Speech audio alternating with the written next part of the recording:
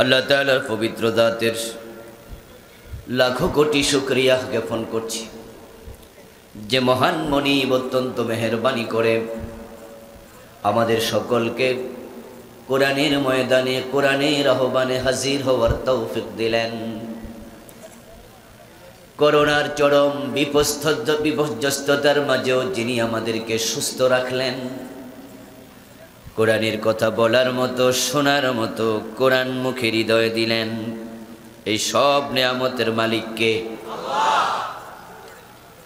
এই জন্য আমরা আলোচনার শুরুতে মন প্রাণ উজাড় করে অন্তরের সবটুকুন শ্রদ্ধা এবং ভালোবাসা দিয়ে আমাদের মনিব আল্লাহ তাআলাকে শুকরিয়া জানাই, কৃতজ্ঞতা জানাই। সবাই মিলে জোরে জোরে একবার কালিমাতুশ শুকর পড়ি, আলহামদুলিল্লাহ। দরুদ ও সালাম বিশ্বনবী সাইয়্যিদুল মুরসালিন ইমামুনা কুদওয়াতুনা হাবিবুনা উসওয়াতুনা সানাদুনা তাবিবু কুলুবিনা মুহাম্মাদুর রাসূলুল্লাহ সাল্লাল্লাহু আলাইহি ওয়াসাল্লামের উপর সাহাবায়ে কেরাম ও শুহাদায়ে জামের আলা ইল্লিয়িন আল্লাহ তাআলার কাছে কামনা করছি, বলুন আমিন। সম্মানিত ভাইয়েরা, আমি আপনাদের সম্মুখে পবিত্র কোরআন মাজিদ থেকে সূরাতুল মুমিনুনের প্রথম 5টি আয়াতে কারিমা তিলাওয়াত করেছি। বিশ্বনবীর পবিত্র মুখ অনুসৃত ছোট ছোট 2খানা হাদিসে নববী পাঠ করেছি। আল্লাহ তাআলা তৌফিক দান করলে এখান থেকে কথা বলবো, ওয়ামা তৌফিকি ইল্লা বিল্লাহ। সূরাতুল মুমিনুন আল্লাহ তাআলা নাজিল করেছেন বিশ্বনবীর উপরে পবিত্র মক্কা মুআজ্জামাতে, এমন সময় যখন বেলালের গলায় রশি লাগায়া টানা হচ্ছিল, হযরত খাব্বাব রাদিয়াল্লাহু তাআলা আনহুর পিঠের মাঝে আগুনের সেকা দেয়া হচ্ছিল, হযরত সুমাইয়া রাদিয়াল্লাহু তাআলা আনহার লজ্জাস্থানে বর্ষা নিক্ষেপ করে আবু জেহেল তাকে হত্যা করেছিল। মুসলমানদের উপর চারদিক থেকে বাঁধভাঙ্গা জোয়ারের পানির মতো জুলুম অত্যাচার ধেয়ে আসছিল। ওই কঠিন সময় আল্লাহ তাআলা সূরাল মুমিনুন নাজিল করেন, যেই সূরার প্রথম আয়াতে কারিমাত আল্লাহ তাআলা বললেন, ক্বাদ আফলাহাল মুমিনুন, মুমিন টেনশন করো না, হতাশ হইও না, তোমাদেরকে মারতে পারবে, শহীদ করতে পারবে, বাড়িঘর ভেঙ্গে চুরমার করে দেবে, তোমাদের গায়ের জামা খুলে নেবে, পিঠে আগুনের সেকা দেবে, গলায় রশি লাগায়া টানবে, কিন্তু তোমাদেরকে ব্যর্থ করতে পারবে না। আমি আল্লাহ ঘোষণা করে দিলাম, ক্বাদ আফলাহাল মুমিনুন, তোমরা যারা ঈমান এনেছ তোমরা সফল হয়ে গেছ।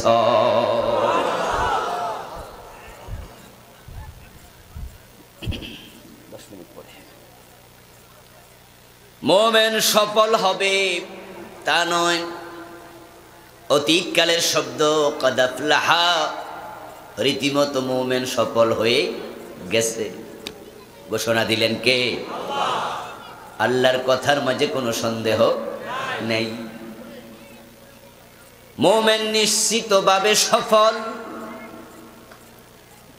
আল্লাহ তাআলা কোরআন মাজিদের অন্য অন্য আয়াতও বলেছেন, আমাদেরকে তিনি বলেছেন, ওয়ালা তাহিনু ওয়ালা তাহজানু ওয়া আনতুমুল আ'লাউনা ইন কুনতুম মুমিনিন, তোমরা হতাশ হইও না, দুশ্চিন্তা করো না, তোমরাই সফল, তোমরাই বিজয়ী যদি মুমিন হতে পারো। আসলে এটাই বাস্তবতা। চূড়ান্ত সফল কখনো কাফের হয় না, চূড়ান্ত সফল মুমিনরাই হবে। অতীতের ইতিহাসও তাই বলে। আজকের পৃথিবীর দিকে তাকালে আমাদের মনে হচ্ছে আমরা ব্যর্থ জাতি। বসনিয়া, সেসনিয়া, আফগানিস্তান, সোমালিয়া, কাশ্মীর, ফিলিস্তিন, মায়ানমার, ইয়ামান, সিরিয়া, तमाम দুনিয়ার দিকে তাকালে মনে হয় মুসলমান যেখানে মাইর খায় সেখানে। মুসলমান আজকে নির্যাতিত মজলুম এক জাতির নাম। ওই মায়ানমার থেকে 10 লাখের বেশি মুসলমান বাংলাদেশের কক্সবাজারের উখিয়া সীমান্তে মানবেতর জীবন যাপন করছে। মায়ানমারে লাখ লাখ টাকা ছিল, বড় ব্যবসা ছিল, প্রাইভেট কার পার্সোনাল ব্যবহার করত। কিন্তু আজকে মায়ানমার থেকে বাংলাদেশে এসে জাতিসংঘের খাবারের জন্য হাত পেতে ভিক্ষার হাত তুলে রাখতেছে 10 লাখেরও বেশি। সিরিয়া থেকে উদ্বাস্তু হয়ে ইউরোপে পালাচ্ছে লাখ লাখ মানুষ। নৌকা ডুবে পুরা পরিবার মরে গেছে। ছোট্ট আয়নাল কুদ্দির লাশ সমুদ্রের তীরে ভেসে উঠেছে, মনে আছে না? तमाम দুনিয়ার দিকে তাকাও, মুসলমান বড় নির্যাতিত জাতি। আল্লাহর কোরআন কোনদিন পুরাণ হবে না। এটা আল্ট্রা মডার্ন, এটা চির আধুনিক। এর ঘোষণা নির্দিষ্ট কোন যুগের সাথে নয়, এটা तमाम দুনিয়ার কিয়ামত পর্যন্ত প্রতিটা যুগের সাথে মিলতে থাকবে। আমরা নতুন করে মাইর খাই না, মাইর খেয়েছে আমাদের আগের আম্বিয়া আলাইহিমুস সালামের দিকে তাকান। হযরত আদম, হযরত সুলাইমান আলাইহিস সালাম ব্যতীত এমন কোন নবী নাই যেই নবী মাইর খায় নাই। কিন্তু ইতিহাস বলে মুমিনরা সফল। হযরত মূসা আলাইহিস সালামকে শেষ করে দিতে চেয়েছিল ফেরাউন। মূসা নবীকে আল্লাহ রাস্তা বানায়া সাগর পার করিয়ে দিয়ে বিজয় করেছেন, ফেরাউনকে পানিতে ডুবাইয়া মারছে। সফল কে, মূসা না ফেরাউন? জোরে বলুন, কে সফল? ইব্রাহিম আলাইহিস সালামকে শেষ করার জন্য নমরুদ আগুনে নিক্ষেপ করেছিল। ইব্রাহিম আলাইহিস সালামকে আগুনের মাঝে 40 দিন হেফাজতে রেখেছেন কে? ইব্রাহিম আলাইহিস সালাম 250 বছর হায়াত পেয়েছিলেন। জীবনের শেষ দিকে নাতিপুতি সন্তানদের সাথে যখন তিনি জীবনের কারগুজারি শোনাতেন, জীবনের গল্প শোনাতেন, ইব্রাহিম আলাইহিস সালাম বলতেন, আমি আমার পুরা জীবনে যত আনন্দ আয়েশ উপভোগ করেছি সবচেয়ে বেশি আরামে ছিলাম নমরুদের আগুনের ভিতরে। যে ইব্রাহিম আলাইহিস সালামকে পরাজিত করতে চেয়েছিল নমরুদ, আগুনের মাঝে ফেলে পুড়িয়ে জ্বালিয়ে ছাই বশীভূত করতে চেয়েছিল, আমরা শেষ তক দেখলাম নমরুদ জুতার বাড়ি খাইয়া মরছে। ইব্রাহিম আলাইহিস সালামকে আল্লাহ আগুনের মাঝেও হেফাজত করেছে। আপনাদের কাছ থেকে আমি জানতে চাই, নমরুদ সফল না ব্যর্থ? ইব্রাহিম সফল। রাসূল সাল্লাল্লাহু আলাইহি ওয়াসাল্লামকে যে আবু জেহেল শেষ করে দিতে চেয়েছিল, হিজরতের কথা শুনে আবু জেহেল দারুন নাদওয়ার মিটিং এ সিদ্ধান্ত ঘোষণা করেছে, মুহাম্মাদের লাশ জীবিত অথবা মৃত, মুহাম্মাদের কল্লাও যদি হাজির করতে পারো 100 লাল ওট পুরস্কার দেয়া হবে। বিশ্বনবীকে অত্যন্ত সযত্নে মক্কা থেকে মদিনায় পৌঁছিয়ে দিয়েছেন কে? খুঁজতে খুঁজতে ওরা গারে সাউরের গুহার মুখ পর্যন্ত পৌঁছে গিয়েছিল। আবু বকর রাদিয়াল্লাহু তাআলা আনহু বলেছেন, ইয়া রাসূলুল্লাহ, কাফেরটা তো এসে গেছে, এই তো ধরা খেয়ে গেলাম। রাসূলুল্লাহ বললেন, লা তাহজান ইন্নাল্লাহা মা'ানা, দুশ্চিন্তার কারণ নেই, আমাদের সাথে আছে কে? আল্লাহর হাবিব হিজরত করে মদিনায় চলে গেলেন। মক্কার আবু জেহেল 1000 সৈন্য নিয়ে ওই মদিনায় বিশ্ব নবীকে মূলোৎপাটিত করে দেবেন, মদিনা রাষ্ট্রটাকে ধ্বংস করবেন, নস করে দেবেন। এই চিন্তা নিয়ে সে বদর পর্যন্ত পৌঁছেছিল, নবীকে শেষ করে দেবে। কিন্তু ওই বদর থেকে আবু জেহেল আর ফিরে যেতে পারে নাই, বদরে তার শেষ কুপকাত হলো। এখন আপনারা আওয়াজ করে বলুন, আবু জেহেল সফল না ব্যর্থ? বিশ্ব নবী সফল না ব্যর্থ? قد أفلح المؤمنون। ইতিহাস সেটাই বলে, আমার আল্লাহ সেটাই বলছেন, যারা মুমিন তারা নিশ্চিতভাবে সফল হয়ে গেছে, মুমিনদেরকে ব্যর্থ করা যাবে না। ঠিক আজকের পৃথিবী তো ঈমানওয়ালারা যেখানে আছে, জালেমরা সেখানে আক্রমণ করছে, নিষ্পেষিত করার চেষ্টা করছে। মহিলারা নখের উপরে উকুন তুলে যেইভাবে মারে, তারাও মারতে চায়, শেষ করে দিতে চায়। কিন্তু আমরা নিশ্চিতভাবে বলি, ঘোষণা করি, তোরা ধ্বংস হয়ে যাবি, ইমানদার ধ্বংস করতে পারবি না। ঈসা নবী আসবে, তাম দুনিয়ায় কুফরি থাকবে না।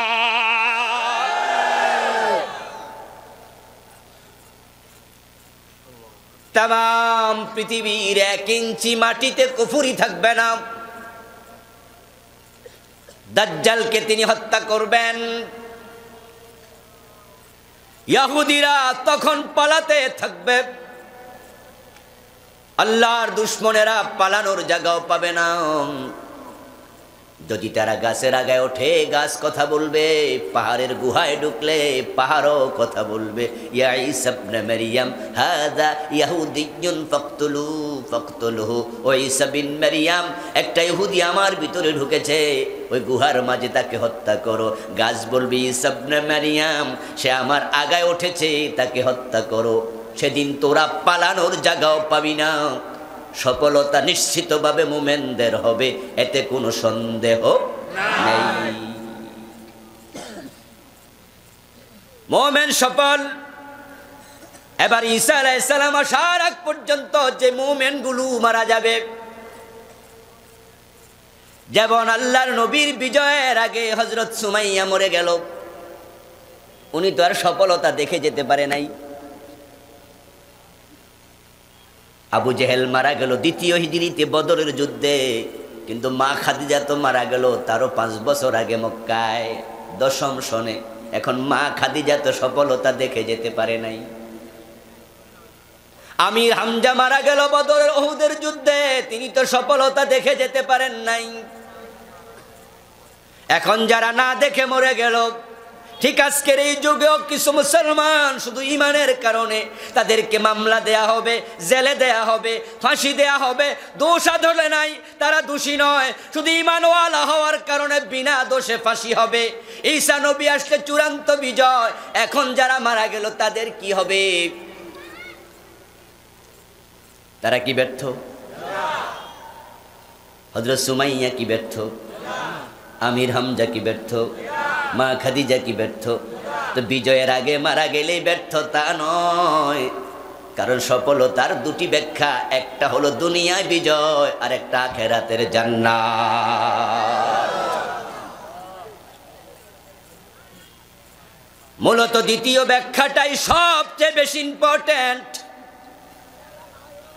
দুনিয়া ইসলামের বিজয় হলো, যেমন ধরেন বাংলাদেশ 90% মুসলমানের দেশ। আমরা মানুষকে বুঝাতে বুঝাতে বলতে বলতে এদেশের 51% মুসলমান সিদ্ধান্ত নিয়েছে আমরা আল্লাহর কোরআনের আইনে দেশ চালাবো।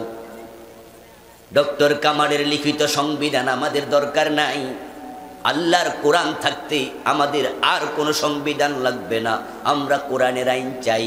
51% একমত যদি হয়ে যায়, তাহলে নিশ্চিতভাবে সংসদ ভবনে কোরআনের আইনগুলো পাশ হতে থাকবে, ঠিক না? এইভাবে করে করে বাংলাদেশ পুরাটা ইসলামী আইনে চলা শুরু হলো। বাংলাদেশ ইসলামের বিজয় হলো, কিন্তু 51%-এর বাহিরে আছে 49%। এই দেশে তো হিন্দু, বৌদ্ধ, খ্রিস্টান সবাই মিলে হয় 10%। ওই 49% কিন্তু কোরআনের আইনের পক্ষে নয়। তার মাঝে 10% কাফের বাদ দেন, বাকি থাকলো 39%। আব্দুল্লাহ আব্দুর রহমান মুসলমানের সন্তান। এই দেশ ইসলামে চলছে বটে, কিন্তু ওই 39% মুমিন হওয়ার পরেও, ইসলামের নাম ধারণ করার পরেও তারা সফল না ব্যর্থ? আব্দুল্লাহ ইবনে উবাই মদিনায় মারা গেছে ইসলামের বিজয়ের পরে, আর মা খাদিজা মক্কায় মারা গেছে ইসলামের বিজয়ের আগে। তো মা খাদিজা ইসলামের বিজয়ের আগে মারা গেল, তিনি সফল। আর আব্দুল্লাহ ইবনে উবাই ইসলাম বিজয়ের পরে মারা গেল, কিন্তু সে ব্যর্থ। তাহলে বোঝা গেল চূড়ান্ত সফলতা দিন বিজয়ের সাথে নয়, জান্নাত পাওয়া না পাওয়ার সাথে। দিন বিজয় যদি নাও হয়, আমরা জান্নাত পেয়ে যাই, এটাই সফলতার নাম। এটাই হলো মূল ব্যাখ্যা, জান্নাতের নাম সফলতা। قد أفلح المؤمنون المؤمنون আলিফ লাম আছে, লাম ইস্তিগরাকি। যত মুমিন আছে সব মুমিন এর অন্তর্ভুক্ত। সফলতার বাহিরে একটা মুমিনও নাই। ঈমান যার আছে, জান্নাতও তার আছে। মান ক্বালা লা ইলাহা ইল্লাল্লাহু সুম্মা মাতা আলাইহি দাখালাল জান্নাহ। من قال لا إله إلا الله دخل الجنة من كان آخر كلامه لا إله إلا الله دخل الجنة ما من أحد يقول لا إله إلا الله إلا دخل الجنة إيمان جار থাকবে নিশ্চিতভাবে জান্নাত সে পাবে। আল্লাহ মুমিন ছাড়া কাউকে জান্নাত দেবেন না। আবার ঈমানওয়ালা একটা মানুষকে জাহান্নামে রেখে আল্লাহ জাহান্নামের দরজা চূড়ান্তভাবে বন্ধ করবেন না। এই 10 মিনিট গেছে নি ফ্যানওয়ালা? কথা একটু বুঝো, বারবার আমি কথা বললে তো হইব না। কথা বুঝেন, ঈমান ছাড়া একজনকেও জান্নাত দেবেন না। আজর জান্নাত পাবে না, ইব্রাহিম পাবে। কেনান জান্নাত পাবে না, নূহ আলাইহিস সালাম পাবে। বিশ্বনবী জান্নাত পাবেন, আবু তালেব জান্নাত পাবে না। লূত আলাইহিস সালাম জান্নাত পাবে, উনার স্ত্রী পাবে না। ঈমান নাই এমন একজনও জান্নাত পাবে না। আবার যার ঈমান আছে, সে যত গুনাহ নিয়ে মারা যাক, তাকে আল্লাহ গুনার আলোকে শাস্তি জাহান্নামে দেবেন বটে, কিন্তু ঈমানওয়ালা কাউকে জাহান্নামে রেখে চূড়ান্তভাবে জাহান্নাম বন্ধ করবেন না। বরং জাহান্নামে শাস্তি দিতে দিতে দিতে দিতে এক পর্যায়ে আল্লাহ তাআলা বলবেন ফেরেশতাদেরকে লক্ষ্য করে, আখরিজু মিনান নারি মান কানা ফি কলবিহি মিসকালু হাববাতিন মিনাল ঈমান। ও জাহান্নামের ফেরেশতারা, জাহান্নামে যার অন্তরে সরিষা পরিমাণ ঈমান আছে কিন্তু অপরাধের কারণে জাহান্নামী হয়ে আছে, ওই ঈমানওয়ালাদেরকে বের করে নিয়ে আসো। একটা ঈমানওয়ালা জান্নাত জাহান্নামে থাকবে না, সব বের করে আনা হবে। ফেরেশতারা এসে আল্লাহ তাআলার কাছে রিপোর্ট করবেন, প্রভু জাহান্নামে আর কোনো মুমিন নাই, সব বের হয়ে গেছে। আল্লাহ তাআলা বলবেন, না এখনো একজন আছে। قال النبي صلى الله عليه وسلم إني أعرف من يخرج من النار آخرا إني لأعرف من يدخل الجنة آخرا فإنه يكون حماما يخرج من النار حبوا। সহিহ মুসলিমে এসেছে, বিশ্বনবী বলেন, সবার পরে যে জাহান্নাম থেকে মুক্তি পাবে, সবার পরে যে জান্নাতে ঢুকবে, আমি নবী মুহাম্মদ তাকে চিনি। ওই লোকটা জাহান্নামের আগুনে জ্বলতে জ্বলতে অঙ্গার হয়ে যাবে। লাকড়ি জ্বলে যেমন একবারে অঙ্গার হয়ে যায়, সে ঠিক তাই হয়ে যাবে। ফেরেশতারা জাহান্নাম থেকে তাকে বের করবে কেমনে, খুঁজেই পাবে না। তাই তারা বলবে, আল্লাহ জাহান্নামে কোনো মুমিন নাই, আমরা সবাইকে বের করে এনেছি। কিন্তু আল্লাহ বলেছেন, না রে নাম, তামান ইয়ামাল মিসকালা যাররাতিন খায়রান ইয়ারা, যার অন্তরে সামান্য পরিমাণ, যার কলবে ঈমান আছে, কল্যাণ আছে, সামান্য পরিমাণ ঈমান আছে, আমি তাকেও তার যাজা দেব, পুরস্কার দেব।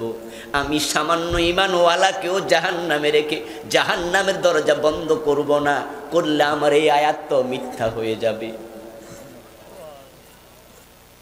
আমি তো বলেছি যাররা পরিমাণ কল্যাণ, যাররা পরিমাণ নেক, লা ইলাহা ইল্লাল্লাহ পড়লে কি নেক হয় না? ও বেটা তো লা ইলাহা ইল্লাল্লাহর উপরে মরছে, কিন্তু গুনাহ অনেক, তাই তারে আমি শাস্তি দিছি। কিন্তু তাকে জাহান্নামে রেখে জাহান্নামের দরজা বন্ধ করে দিলে আমার আয়াতের কি হবে? আমি তো মিথ্যা বলি না। ফামান ইয়ামাল মিসকালা যাররাতিন খায়রান ইয়ারা, আমি তো বলেছি যাররা পরিমাণ ভালো হলে সেটা সে পাবে, তার জাযাটাকে আমি দেব। ও ফেরেশতারা, যাও আমার কালেমাওয়ালা বান্দাটাকে বের করে নে। ফেরেশতারা বলবেন, আল্লাহ আমরা খুঁজেছি কিন্তু জাহান্নামে কোনো মুমিন পাই নাই। জাহান্নামের প্রধান ফেরেশতা মালিক, আল্লাহ তাআলা মালিক ফেরেশতাকে ডেকে বলবেন, মালিক তুমি যাও জাহান্নামের ভিতরে আমার একজন মুমিন বান্দা এখনো আছে, তাকে নিয়ে আসো।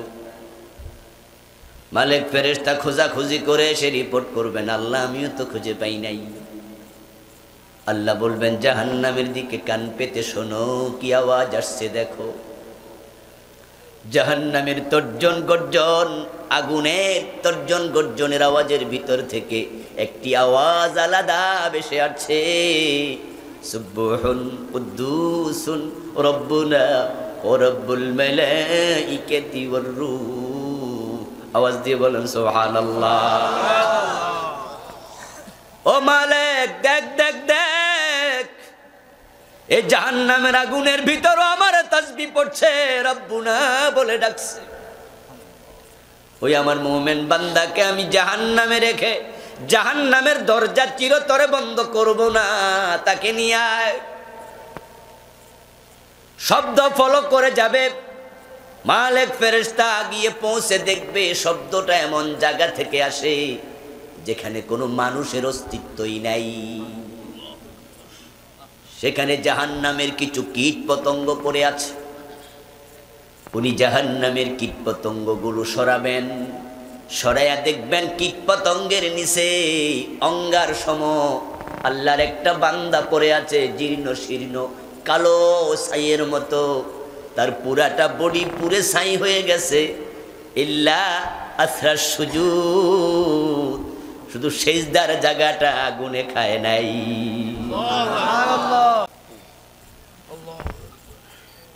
ওই লোকটার মুখ থেকে তাসবির আওয়াজ আসছে। ফেরেশতা তাকে ধরে টেনে তুলে বসাবে, তারপরে বলবে, তোমার জামিন হয়ে গেছে, বের হও, জাহান্নাম থেকে তুমি মুক্ত।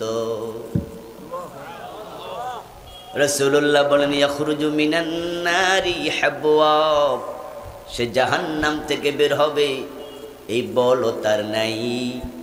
তাই সে নিতম্বের উপরে ব্যাক সাইডের উপরে ভর করে হামাগুড়ি দিয়ে দিয়ে বের হবে।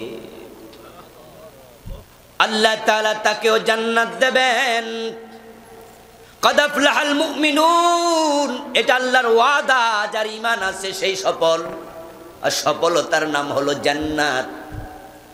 যে জান্নাত পায় নাই সে নিশ্চিতভাবে ব্যর্থ, আর যে জান্নাত পাবে সেই হলো সফল। 1000 কোটি টাকা আছে, বিঘা বিঘা জমিন আছে, পৃথিবীর সবচেয়ে বড় ক্ষমতাদের রাষ্ট্রের প্রেসিডেন্ট হয়ে আসো, কিন্তু তোমার জান্নাত নাই। তুমি যত কোটিপতি, যত বড় ক্ষমতাওয়ালা হও, তোমার মতো ব্যর্থ পৃথিবীতে কেউ নাই। তুমি কপাল পড়া,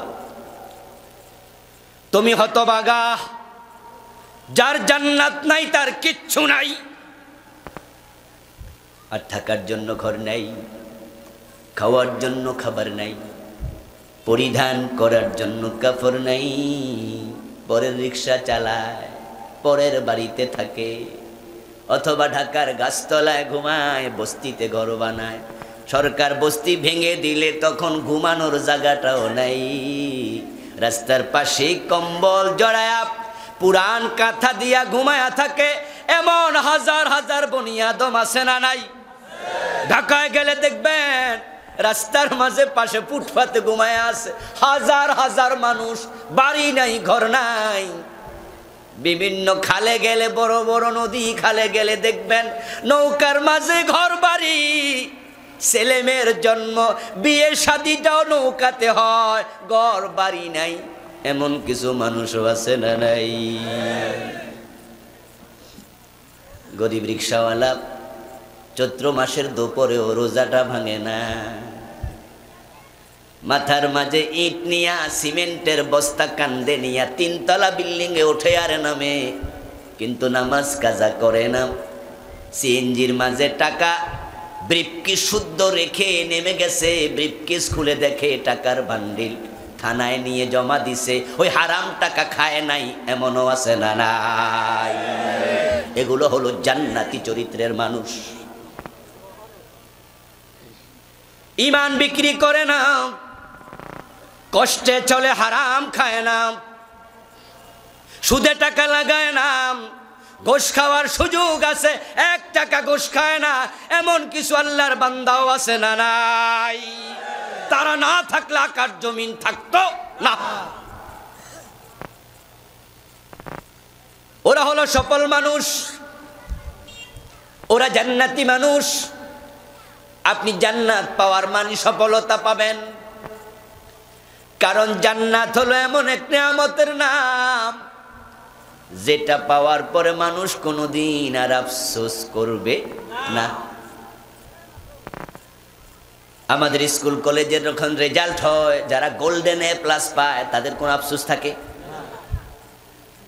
আমার বন্ধু, জান্নাত এমন এক নিয়ামতের নাম যেটাতে পাওয়ার পরে আল্লাহর বক্তব্য, খালিদিনা ফিহা লা ইয়াবগুনা আনহা হিওয়ালা। জান্নাত এমন এক সফলতার নাম, আল্লাহ তাআলার বক্তব্য, ওয়ালাকুম ফিহা মা তাশতাহি আনফুসুকুম ওয়ালাকুম ফিহা মা তাদউন। তুমি যা চাইবে তাই পাবে, চাওয়া লাগবে না। তোমার চিন্তাটা মনে থাকবে, মুখ দিয়ে প্রকাশ করার আগে হাজির করা হবে। সবচেয়ে ছোট জান্নাতি, যার সে আদনা লেভেলের জান্নাতি আর নাই। সবচেয়ে ছোট জান্নাতিকে আল্লাহ তাআলা জান্নাতে জায়গা দেবেন দুনিয়ার মতো 10 দুনিয়ার সমান। সবচেয়ে ছোট বিল্ডিং জান্নাতের মাঝে যাকে দেবে তার জান্নাতটা হবে 100 তলা পরিমাণ। ইন্না ফিল জান্নাতি মিআতা দারাজা। সবচেয়ে ছোটটা হবে 10 দুনিয়া। সবচেয়ে ছোট বিল্ডিং হবে 100 তলা। মা বাইনা কুল্লি দারাজাতাইন কামা বাইনাস সামাই ওয়াল আরদ। ওই 100 তলা বিল্ডিং এর নিচের মেঝে থেকে ফ্লোর 1 তলার উচ্চতা হবে আকাশ এবং জমিনের সমান।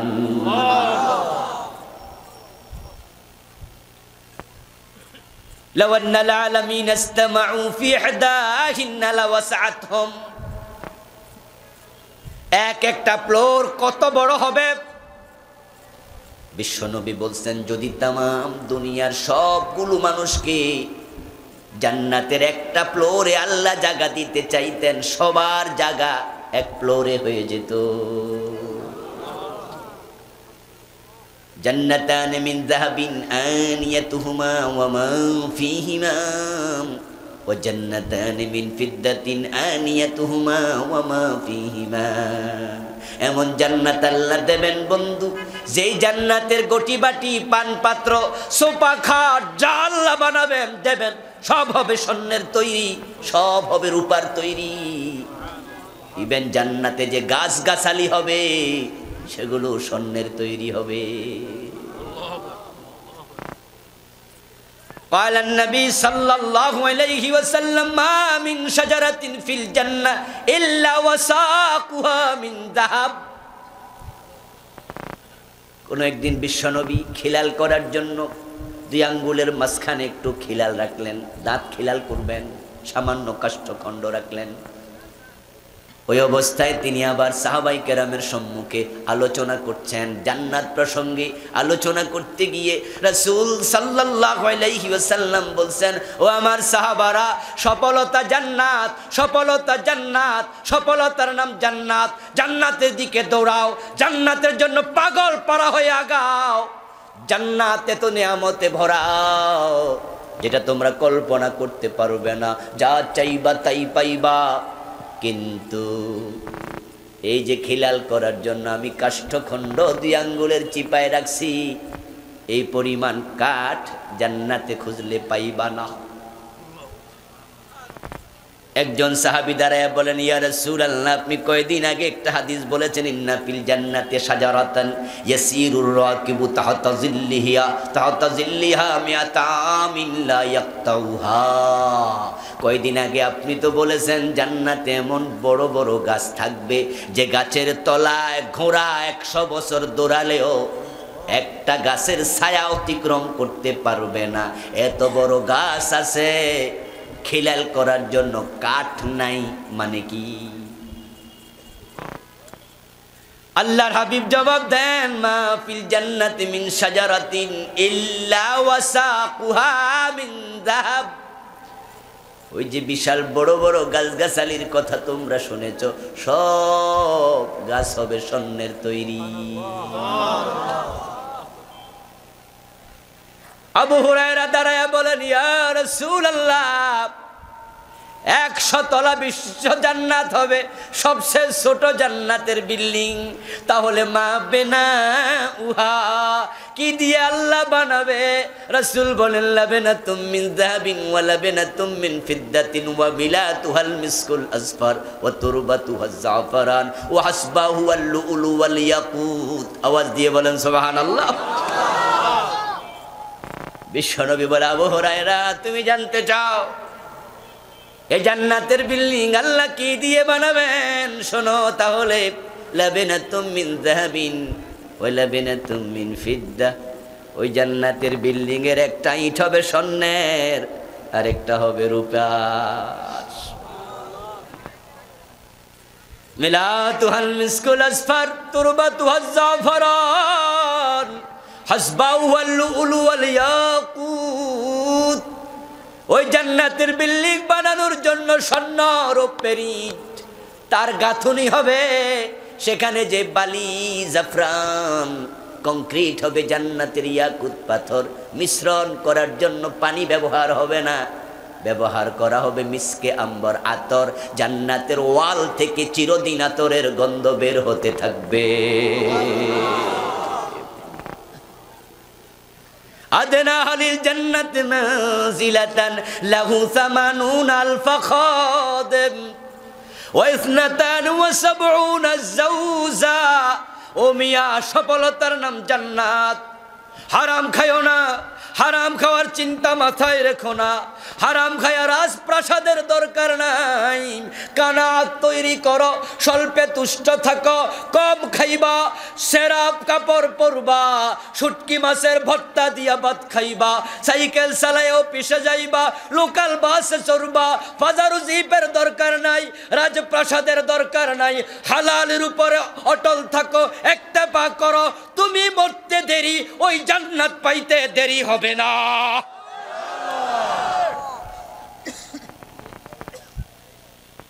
আর 1000 কোটি টাকা হারাম ভাবে কামাইবা, চোখ বন্ধ করে দেখো, সাথে 1 টাকাও নেই।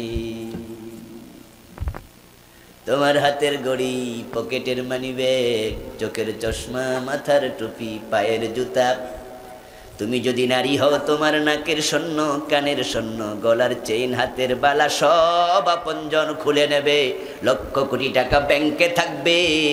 তুমি কি দেখোনি কাফনের কাপড়ে কোনো পকেট নাই?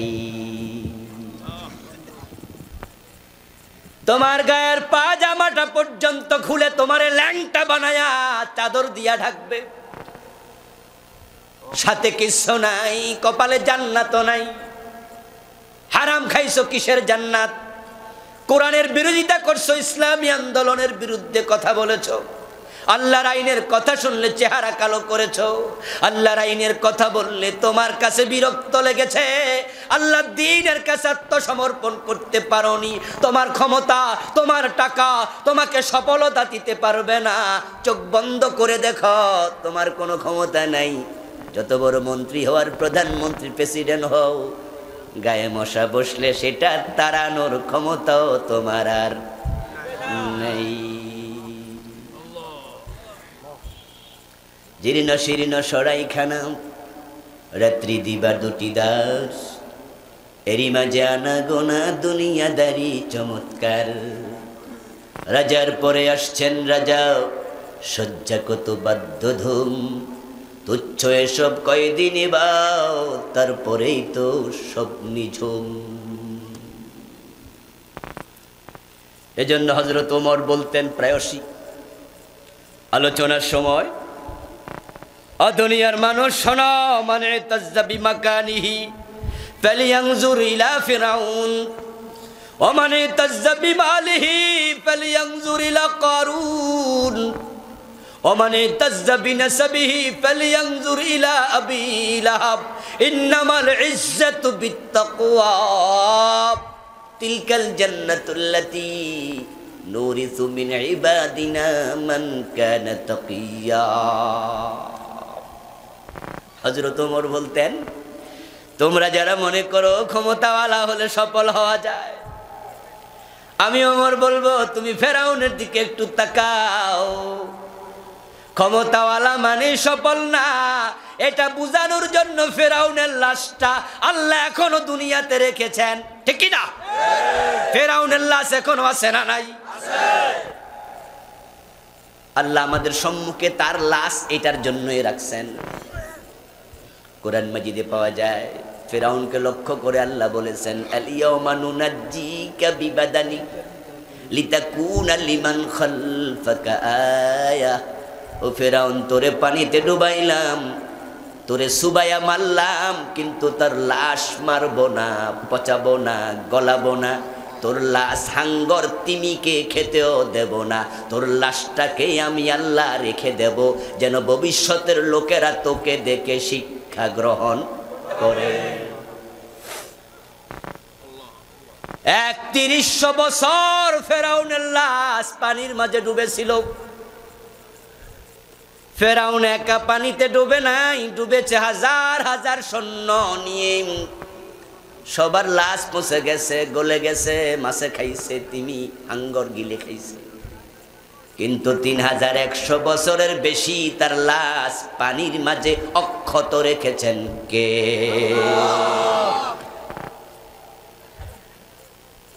ফেরাউনের লাশ এখনো ন্যাশনাল মিউজিয়ামে আছে কায়রোতে।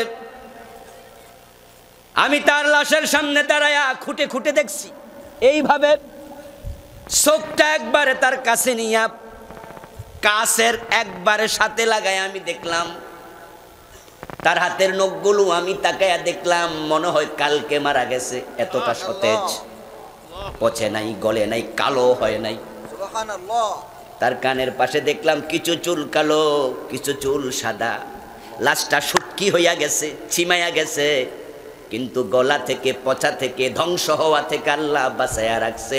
তিনি কয়, লিতাকুনা লিমান খালফাকা আয়া, তোরে দেখে দেখে মানুষ শিক্ষা নেবে। ক্ষমতা থাকলে সফল হওয়া যায় না, আল্লাহ ক্ষমতাও দেয়, আবার অন্যায় করলে পানি তো সুবাইয়া দেয়।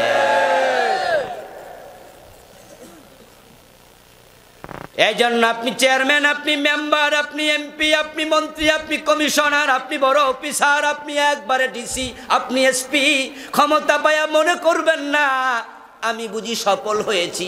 আপনি তখন সফল হবেন যখন জান্নাতি হবেন।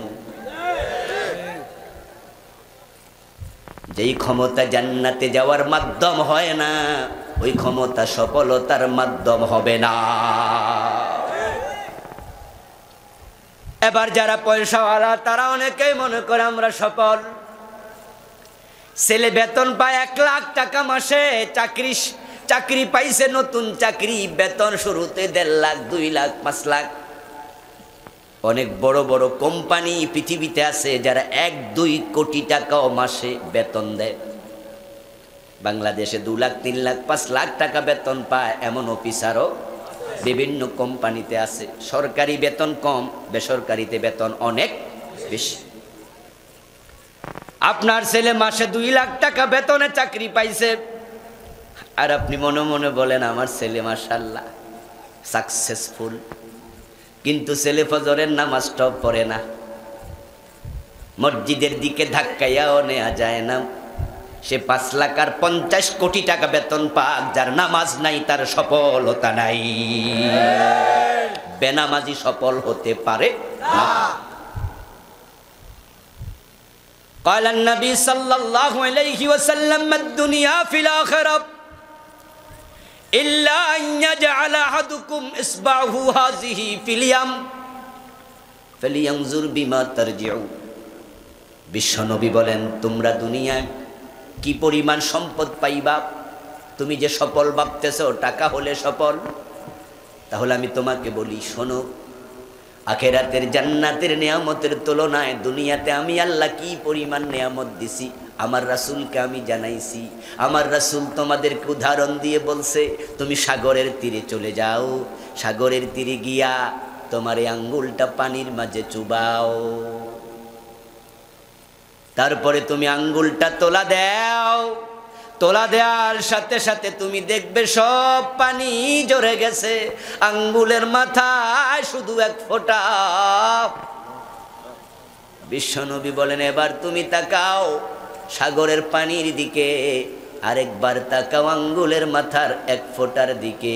ওই 1 ফোঁটা হলো তামাম দুনিয়ার নিয়ামত, আর সাগরের অথই জলরাশি সবটা আল্লাহর জান্নাতের নিয়ামত।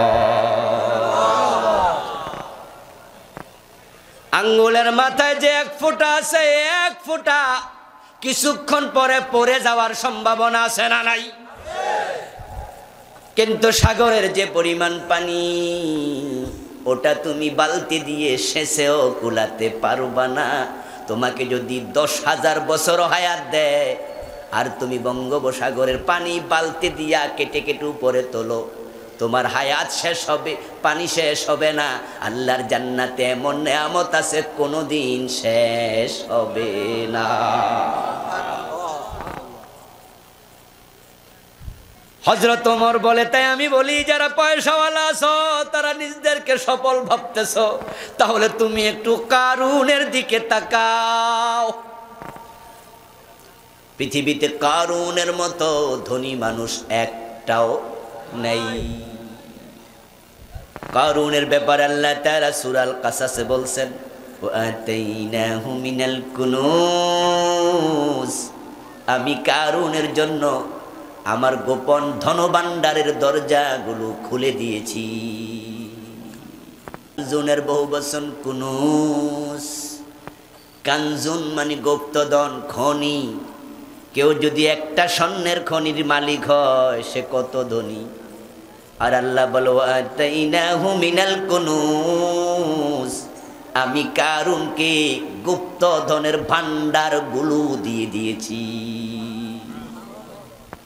সূরা আল কাসাস আল্লাহ তাআলা আরো বলেন, কারুনের ধনভাণ্ডারের চাবি বহন করার জন্য একদল লোকের প্রয়োজন হতো, ওই চাবির ভারে তাদের গর্দান নুয়ে যেত। এত বড় ধনী ছিল কারুন। আপনাদের কাছে আমি জানতে চাই, মেহেরবানি করে জবাব দেন দেখি, কারুন সফল না ব্যর্থ? সফল হলো হযরত বেলাল, ঠিক না? আওয়াজ করে বলুন, বেলাল সফল না ব্যর্থ? বেলালের কি কারুনের মতো টাকা ছিল? ফেরাউনের মতো ক্ষমতা ছিল? এই মাইকওয়ালা আওয়াজ বাড়াও, আওয়াজ বাড়াও। স্পিকার কেটে গেছে, কাটার আর টাইম পাইল না।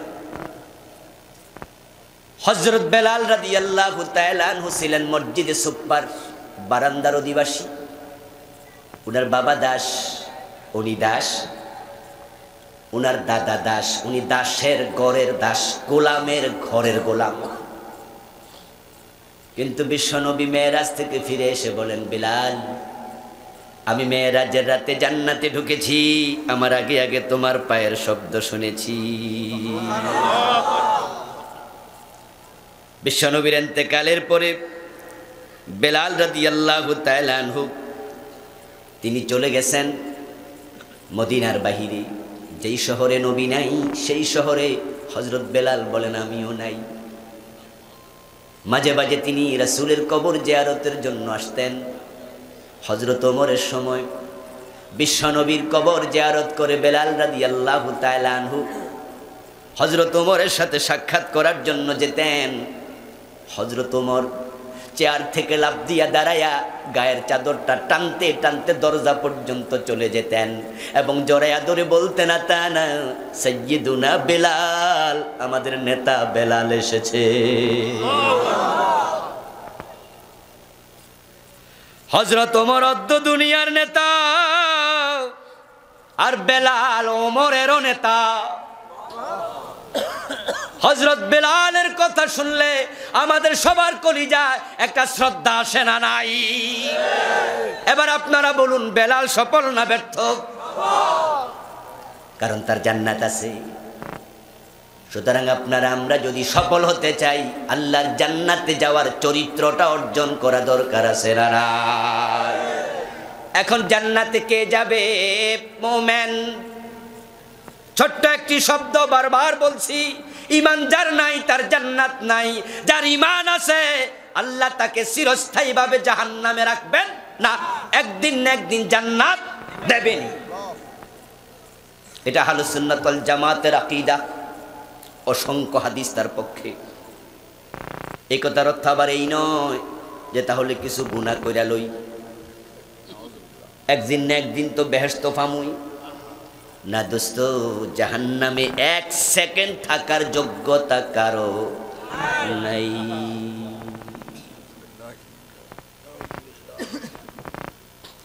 আমার ভাই, আপনাকে যদি বলা হয় তোমার 10 দিন জেল দেব, তার বিপরীতে যদি বলা হয় তোমাকে 5 ঘন্টা ফ্যানের সাথে পা উপরে মাথা নিচে ঝুলাইয়া রাখবো, আপনি কোনটা নেবেন? কথা বলেন না কেন? যেটা নেবেন সেটাই কোন। 5 দিন না 10 দিন না 20 দিন জেল দেব, 1 মাস জেল দেব, অথবা তোমাকে 2 ঘন্টা ফ্যানের সাথে মাথা নিচে পা উপরে ঝুলাইয়া রাখবো, কোনটা নেবেন? কারণ উপরের দিকে পা দিয়া নিচের দিকে মাথা দিয়া ঝুলাইয়া রাখা আমি সহ্য করতে পারবো না, কিন্তু আমি 2 মাস নয় 6 মাস জেল সহ্য করতে পারবো। ঠিক জাহান্নামের তুলনায় দুনিয়ার এই কষ্ট কোনো কষ্ট না। কম খায়া থাকবো, সেরা কাপড় পরবো, কুড়ে ঘরে থাকবো, জাহান্নামে 1 সেকেন্ডও জ্বলতে চাই না।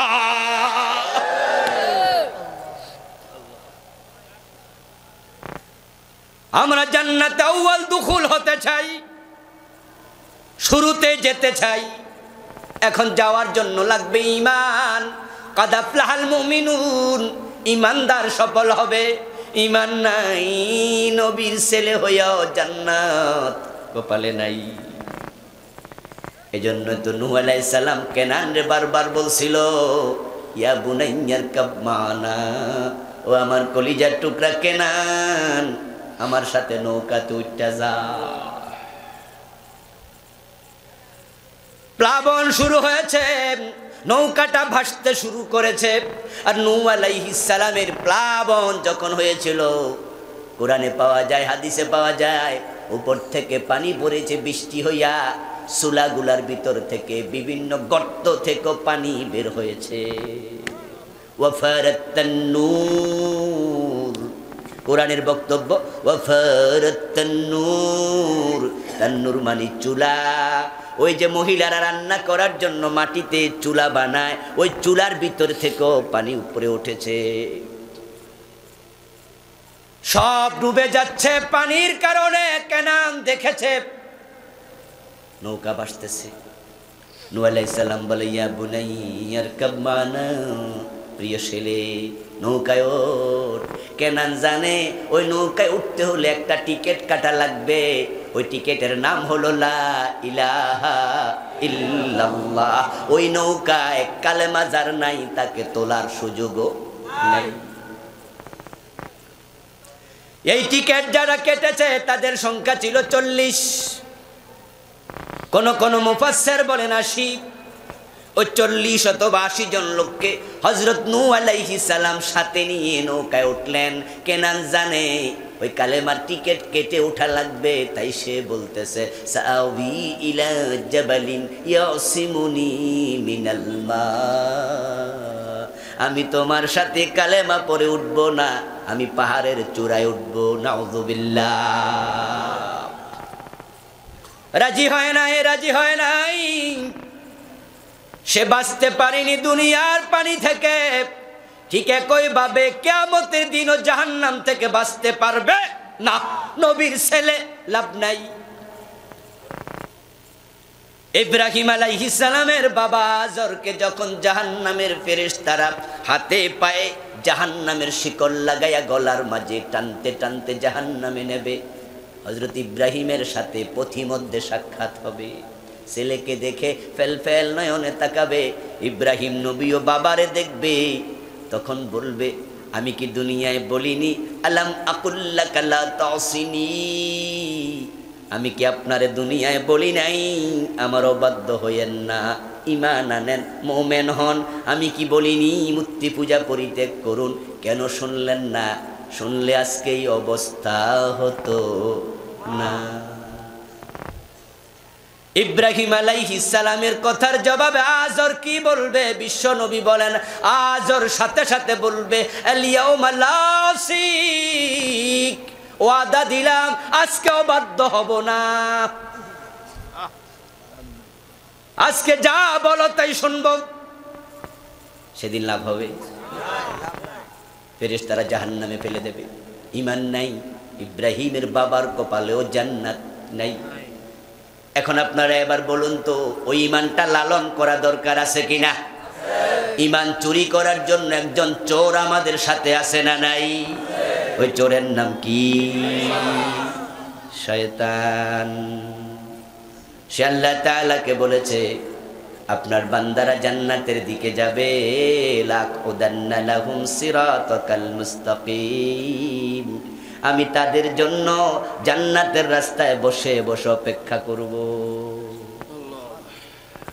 সুম্মা লাতিয়ান্নাহুম মিন বাইনি আইদিহিম, তাদের সামনে অ্যাটাক করব, ওয়া মিন আইমানিহিম মিন বাইনি আইদিহিম ওয়া মিন খালফিহিম, পিছন থেকে অ্যাটাক করব, ওয়া আন আইমানিহিম, ডান পাশে অ্যাটাক করব, ওয়া আন শামাইলিহিম, বাম পাশে অ্যাটাক করব, ওয়ালা তাজিদু আকসারাহুম শাকিরিন।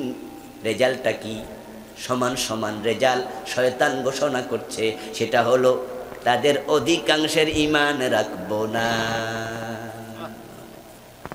আপনি অধিকাংশকে শকরওয়ালা পাবেন না, শকরের বিপরীত হলো কুফর। এখন শয়তান আপনার আমার কাছে আছে না নাই? কথা বলেন, আছে না নাই? ঈমান চুরি করার চেষ্টা করে কিনা? এই চেষ্টা শয়তান কি ব্যর্থ হচ্ছে না সফল? একবারে সঠিক কথা বলেছেন, শয়তান কিন্তু সফল।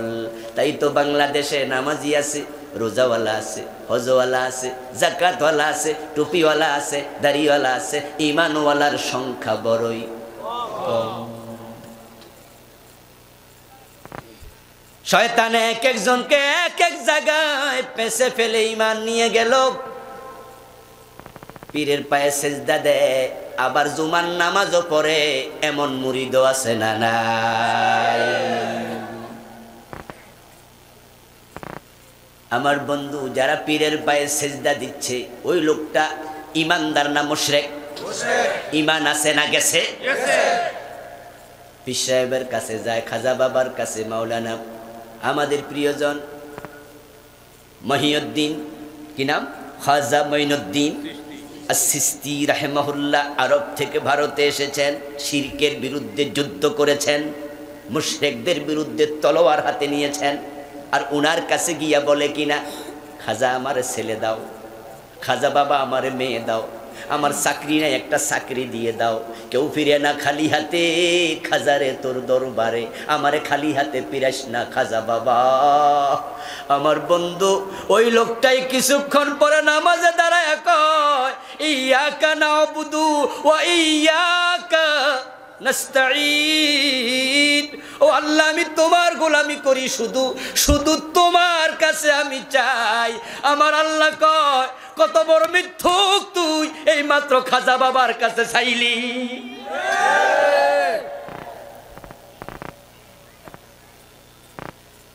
সন্তান দেয়ার মালিক কোন খাজা বাবা না, কোন মানুষ সন্তান দিতে পারে না, সন্তান দেয়ার মালিক কে? ইমানটা আছে না গেছে? ইমানদার না মুশরিক? বিশ্বনবী বলছেন, ইয়াতি আলান নাসি জামালুন ইয়াজতামিউনা ফিল মাসাজিদি লাইসা ফীহিম মুমিনুন। এমন একটা জামানা আসবে, মানুষগুলো জামাতের সাথে নামাজ পড়বে, কিন্তু এই জামাতে একটাও ইমানদার থাকবে না। ইমামও কাফের, মুয়াজ্জিনও কাফের, মুসল্লি কাফের, সবগুলা কাফের। এমন একটা জামানা আসবে। আপনাদের কাছে জানতে চাই, সে জামানা আসবে না এসে গেছে? এই হাদিসটা 100% মিল। এমন মসজিদ বাংলাদেশে, ঢাকার বকশীবাজারে গেলে দেখবেন কাদিয়ানীদের মসজিদ আছে না নাই? ওই মসজিদে আজান হয় না, ইমাম মুয়াজ্জিন নাই, 5 ওয়াক্ত নামাজ হয় না, জামাতের সাথে তো পড়ে, ইমামও কাদিয়ানী, মুয়াজ্জিনও, মুসল্লিরা সবাই জামাতে নামাজ পড়েছে। ইমানদার আছে কয়জন?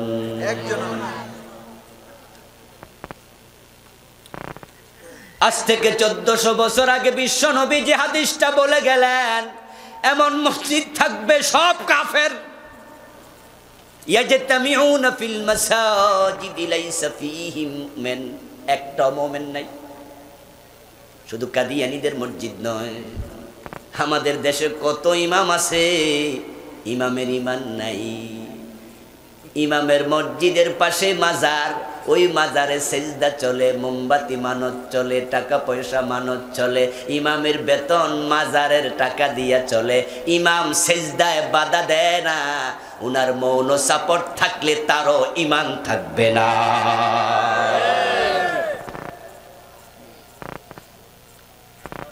আমার বন্ধু, ইমান চলে যাওয়ার জন্য আমি আল্লাহকে মানি না, এটা বলা দরকার নাই। আল্লাহকে মানি না এটা যারা বলে তারা তো বেঈমান, তাতে সন্দেহ নাই। কিন্তু আল্লাহকে মানি, রাসূলকে মানি, এটা বলার পর ইমান নাই কাদিয়ানীদের। কাদিয়ানীরা কালেমা পড়ে লা ইলাহা ইল্লাল্লাহ মুহাম্মাদুর রাসূলুল্লাহ, নতুন কোন কালেমা নাই, এটাই পড়ে। আমি তাদের অনেকগুলো বই পড়েছি, আমি জানতে চাই তারা কি বলতে চায়। আমি তাদের বইতে দেখেছি পাতায় পাতায় কালেমাটাই লেখা। ঢাকার বকশীবাজারে মসজিদের বাহিরে তাদের মেহরাবের পিছনে বড় বড় আরবি হরফে কালেমা লিখে রাখছে। তাদের নামাজ, তাদের রোজা, তাদের হজ, তাদের যাকাত, তাদের টুপি, দাড়ি, পাঞ্জাবি, পাগড়ি, এভরিথিং আমাদের মতো, কোনোটাতে কোনো অমিল নাই। তারপরও তারা কেন কাফের? কাফের হওয়ার কারণ তারা কোরআনে সবটাই মানে, কিন্তু 4টা অক্ষর মানে না। খা আলিফ তা মিম খাতামান নবিয়্যিন। বিশ্ব নবীকে বড় নবী মানে, বড় রাসূলও মানে, কিন্তু শেষ নবী মানে না। শুধু এক জায়গায় ঝামেলা করে সব হারালো। আল্লাহরে মানি না, এই কথা শয়তানও বলে নাই। বরং শয়তানকে আল্লাহ যখন জান্নাতের সীমা থেকে বের করে দিলেন, পবিত্র কোরআন মাজিদ আল্লাহ তাআলা বলেন ফাখরুজ মিনহা ফাইন্নাকা রাজিম, তুই জান্নাতের সীমা থেকে বেরিয়ে যা, তুই অভিশপ্ত।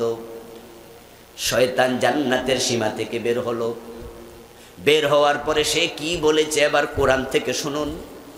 আল্লাহ আমাদেরকে এগুলো ওয়াজ করে শোনায়, আল্লাহ তাআলা বলে বলে শোনান, বোঝার জন্য, শিখার জন্য, ইতিহাস হিসাবে নয়। কোরআন ইতিহাসের কিতাব না। আল্লাহ তাআলা বলেন শয়তান জান্নাতের সীমা থেকে বের হয়ে বলতেছে রব্বি ফাংজিরনি ইলা ইয়াউমিন ইউবাসুর, ও আমার রব আমারে কিয়ামত পর্যন্ত হায়াত দাও। কে বলেছে দোয়াটা? শয়তান। জোরে বলেন কে করেছে? শয়তান। কার কাছে দোয়া করছে? কি শব্দ দিয়া? রব্বি। রব্বি অর্থ কি? হে আমার রব। শয়তান কইছিনি আমি আপনারে মানি না? শয়তান বলে রব্বি, ও আমার রব। আল্লাহ কয় তুই কাফের। আবা ওয়াস্তাকবারা ওয়া কানা মিনাল কাফিরিন, তুই কাফের। শয়তান তো বলে নাই আমি আপনারে মানি না, কাফের হইব কেন? সে বলে আমার রব, তারপরে আবার আমারে হায়াত দাও। সে শয়তান হইয়া বোঝে দেয়ার মালিক কে? আল্লাহ। আর আপনি নামাজি হইয়া খাজা বাবার কাছে চান। এতে বোঝা যায় চিন্তার দিক থেকে, আকীদার দিক থেকে আপনার সে শয়তান বালা যে খাজা বাবার কাছে চাচ্ছে। শয়তান জানে আল্লাহ দেয়, তো সে কেন কাফের হবে? কাফের হওয়ার কারণ শুধু একটা, আল্লাহ বলছে আদম রে সেজদা করো, আল্লাহর অর্ডারটা সে মানতে রাজি নেই। আল্লাহ রে আল্লাহ বলে ডাকে, রব বলে ডাকে, কিন্তু রবের আইন মানে না। রব কয় সেজদা দেও আদম রে, সে কয় না। আল্লাহর আইন যদি একটা না মানব, কোরআনের 4 অক্ষর নয়, 3 অক্ষর নয়, 2 অক্ষর নয়, 1 অক্ষর যদি কেউ না মানে তার ঈমান থাকবে না। ঈমান হলো অঙ্কের মতো। কিসের মতো? 10 লাইনের অঙ্কে 9 লাইন ঠিক আছে, 10 নাম্বার লাইন ভুল হইছে। 10-এ কত? 0। কত? 0। তো 9 লাইন না ঠিক হইছে? একজন ছাত্র 10 লাইনে 10টা ভুল করছে, আর একজন ছাত্র 10 লাইনের মাঝে একটা ভুল করছে। 2 জনে সমান সমান নাকি কম বেশি? 2 জনই শূন্য। এটা অঙ্কের নিয়ম। ঠিক ঈমানের ব্যাপারটা তাই রে ভাই। ঈমান ছাড়া কেউ মরিও না, মরিও না। ঈমান নাই তো জান্নাত নাই, ঈমান থাকলে জান্নাত নিশ্চিত। ঠিক কি না? ঈমান নিয়ে মরতেই কোনো ছাড় নাই এখানে, এখানে আপোষ করা যাবে না। এখন কাদিয়ানি কয় অক্ষর মানে না? 4 অক্ষর। কথা বুঝতে হবে, বাড়িতেও আজ সাথে নিতে হবে। তাই আমার সাথে একটু মেহেরবানি করে বলতে হবে, কাদিয়ানি মানে না কয় অক্ষর? 4 অক্ষর। ঈমান আছে না গেছে? শয়তান মানে না কয়টা অর্ডার? ঈমান আছে না গেছে? এখন এই মামলায় আপনি আসামি হইলে কি খবর? একই রেজাল্ট, ঠিক না বেঠে? এখন আল্লাহ তাআলা অর্ডার করছে চোর ধরে হাত কাটো, এমন অর্ডার কোরআনে আছে না নাই? 50 বছরে কয়দিন কাটছেন? জেনা করলে 100 বেত লাগাও, বিবাহিত হলে পাথর মারো, এই অর্ডার ইসলামে আছে না নাই? কয়দিন মানছেন? ডাকাত ধরে শুলে দাও, এমন অর্ডার ইসলামে আছে না নাই? মদ পান করলে 80 বেত লাগাও, এমন আইন আছে না নাই? হযরত ওমর নিজের ছেলেটাকেও রেহাই দেন নাই। মদ্যপানের অপরাধী প্রিয় পুত্রকে নিজ করে মেরেছ ধররা, মরেছে পুত্র তোমারই চোখের পরে। এখন আপনি 50 বছর ক্ষমতায় আছেন, হিন্দু বৌদ্ধ খ্রিস্টান ক্ষমতায় আসে নাই। আমাদের প্রধানমন্ত্রী, আমাদের প্রেসিডেন্ট 50 বছরে একজনও হিন্দু বৌদ্ধ হয় নাই। সংসদে 300 জন সদস্যের মাঝে 280 জনের বেশি তো মুসলমান। তারা যদি কোরআনের আইনের পক্ষে একবার হ্যাঁ বলে, কোরআনের আইন কায়েমের সুযোগ আছে না নাই? কাদিয়ানিরে কাফের বলে মজা নিও না, তারা 4 অক্ষর মানে না, তুমি তো ডজন ডজন মানো না। আল্লাহ বলে আলা লাহুল খালকু ওয়াল আমরু, এখানে অক্ষর আছে 15টা। বাংলা অর্থ হলো সাবধান, সৃষ্টি যার, আইন চলবে শুধুই তার। এবার বলুন তো সৃষ্টি কার? আরো জোরে বলেন কার? আইন চলবে কার? চলছে তো, চলছে ব্রিটিশ আইন। আল্লাহ বলে চোর ধরে হাত কাটো। আমার নবী মুহাম্মদ সাল্লাল্লাহু আলাইহি সাল্লাম বলেন আমার মেয়ে ফাতেমা চুরি করলে ফাতেমারও ছাড় দেব না।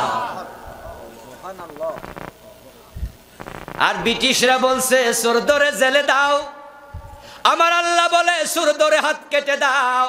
আওয়াজ করে বলতে হবে আমরা মুসলমানেরা 90% মুসলমান, আল্লাহর আইন মানতেছি না ব্রিটিশের আইন।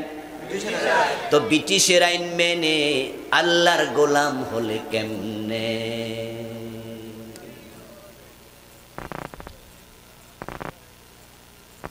সকালবেলা ঘুম থেকে উঠে অজু টজু কইরা নামাজে খাড়াইয়া নামাজ শুরু, সূরা ফাতিহা দিয়েই তো শুরু করতে হবে। আউযু বিল্লাহি মিনাশ শাইতানির রাজিম। বাংলা অর্থ হলো ও আল্লাহ, অভিশপ্ত শয়তান থেকে তোমার কাছে আশ্রয় চাই। শয়তানটা পাশে খাড়াইয়া কয় আমার অভিশপ্ত কইল কেডারে? আমি আল্লাহর কয়টা আইন মানি নাই? কথা বলেন কয়টা? আর তুই মানস না কয়টা? কাদিয়ানি মানে না 4 অক্ষর, তাই সবাই মিলে ফতুয়া দিয়া তাদের কাফের বানাইছো। তারা ঈমান হারা। সৃষ্টি যার, আইন চলবে শুধু তার। 15টা অক্ষর মানে না, হাজার হাজার নামাজ ওলাই দেশে আছে, আল্লাহর আইন তো মানেই না। উল্টা আল্লাহর আইনের কথা যারা বলে তাদেরকে মৌলবাদী বলে গালি দেয়। আছে না? মৌলবাদী শব্দটা চেনেন তো নাকি? এই শব্দটা উপহার হিসাবে সম্মানে দেয় না গালি হিসাবে দেয়? মৌলবাদী কারা এবার চিহ্নিত করুন, কারাই দেশে মৌলবাদী? 5 ওয়াক্ত নামাজ যারা পড়ে তাদের মাঝে আমাদের প্রধানমন্ত্রীও আছে না নাই? কারণ আমাদের অনেক মন্ত্রীরাই বলেছেন তিনি 5 ওয়াক্ত নামাজি, এবং এমন কথাও বলেছেন কেউ কেউ তিনি তাহাজ্জুদের নামাজও পড়েন। এটা আমাদের জন্য নিশ্চয় একটা খুশির সংবাদ, ঠিক না? আমাদের প্রধানমন্ত্রী হবে, মন্ত্রীরা হবে, সবাই নামাজি হবে। আমরা তো এটাই চাই, এটাই তো আমাদের দাওয়াত, সবাই নামাজি হও, এটা ভালো গুণ। আচ্ছা, আমাদের দেশে যারা মৌলবাদী শব্দটা বলে গালি দেয় তারা কি প্রধানমন্ত্রীদের গালি দেয়? উনি না নামাজি? আসলে নামাজিরে কেউ মৌলবাদী কয় না। যারা কোরআন তেলাওয়াত করে তারাও মৌলবাদী না। আমাদের কয়েকদিন আগে কয়েকজন নেতার বক্তৃতা আপনারা শুনেছেন। একজন তো বলছে আমি আলিফ বা তা সাও জানি, বুঝছে না? এবং 2 বেলা আমি কোরআন শরীফও। আর একজন তো বলছে প্রতি রাতে 80 রাকাত তাহাজ্জুদ পড়ে। কইছে না? কইছে না? তবে এত লম্বা রাত পাইছে কই আল্লাহ জানে। আর কি হয়তো 8 রাকাত কইতে যাইয়া বেশি, একটু বেশি হয়ে গেছে। আমার বন্ধু কোরআন পড়ে, হাদিস পড়ে, তারা মৌলবাদী নয়, নামাজি মৌলবাদী তাদের কাছে নয়। যারা হজ করে তাদেরকে কেউ মৌলবাদী বলে না, বরং নামের সামনে আমরা আলহাজ লাগাই না। এখানে লাগাইছে আলহাজ শব্দটা, এটি বিরক্তিকর শব্দ। আমি হজ করেছি, কয়েকবারই করছি, কত করছি বলা দরকার নেই, কিন্তু একবার করাই তো ফরজ নাকি? আচ্ছা, একবার হজ করেছি, নামাজ পড়ি 5 ওয়াক্ত, তা আমার নামের আগে যদি একবার হজ করলে হাজি লাগান, নামাজ পড়ি প্রতিদিন 5 ওয়াক্ত, তাহলে নামাজি শব্দ লাগানো আরো বেশি দরকার না? এগুলো কোন খামখেয়াল? আমার বন্ধু হাজি যারা হয় তারা নামের আগে হাজি লাগায়। বাংলাদেশে একজন বড় নেতাও আছে, হাজি সেলিম, আছে না? আচ্ছা, হে যদি মৌলবাদী হইতো হাজি লাগাইতো? আমাদের রাশেদ খান মেনন কি হজ করে নাই? হাসানুল হক ইনু কি করে নাই? আমরা চাই আমাদের সব নেতা হজ করুক, ঠিক কি না? হজ থেকে শিখে আসুক, ইসলাম বুঝুক, ইসলাম জানুক। এটা আমাদের চাওয়া। যাদের টাকা পয়সা আছে, সামর্থ্য আছে, হজ নফল না ফরজ, তারা সবাই করুক। নামের আগে আল্লাহ শব্দ দিয়ে প্রমাণ হয় সে হাজিরে মৌলবাদী বোঝে না। তাহাজ্জুদ পরে প্রমাণ হয় নামাজি মৌলবাদী না। বাবা মরে গেলে মসজিদের মাদ্রাসার ইমাম হুজুর দাওয়াত দিয়া কোরআন খতম করায়, এমন নেতা আছে না নাই? তাহলে বুঝা গেল কোরআন পড়লে মৌলবাদী না। তো মৌলবাদীরা কেডা? কারে গালি দাও? মৌলবাদী তারে বলে যারা আল্লাহর কোরআনের আইনের কথা বলে।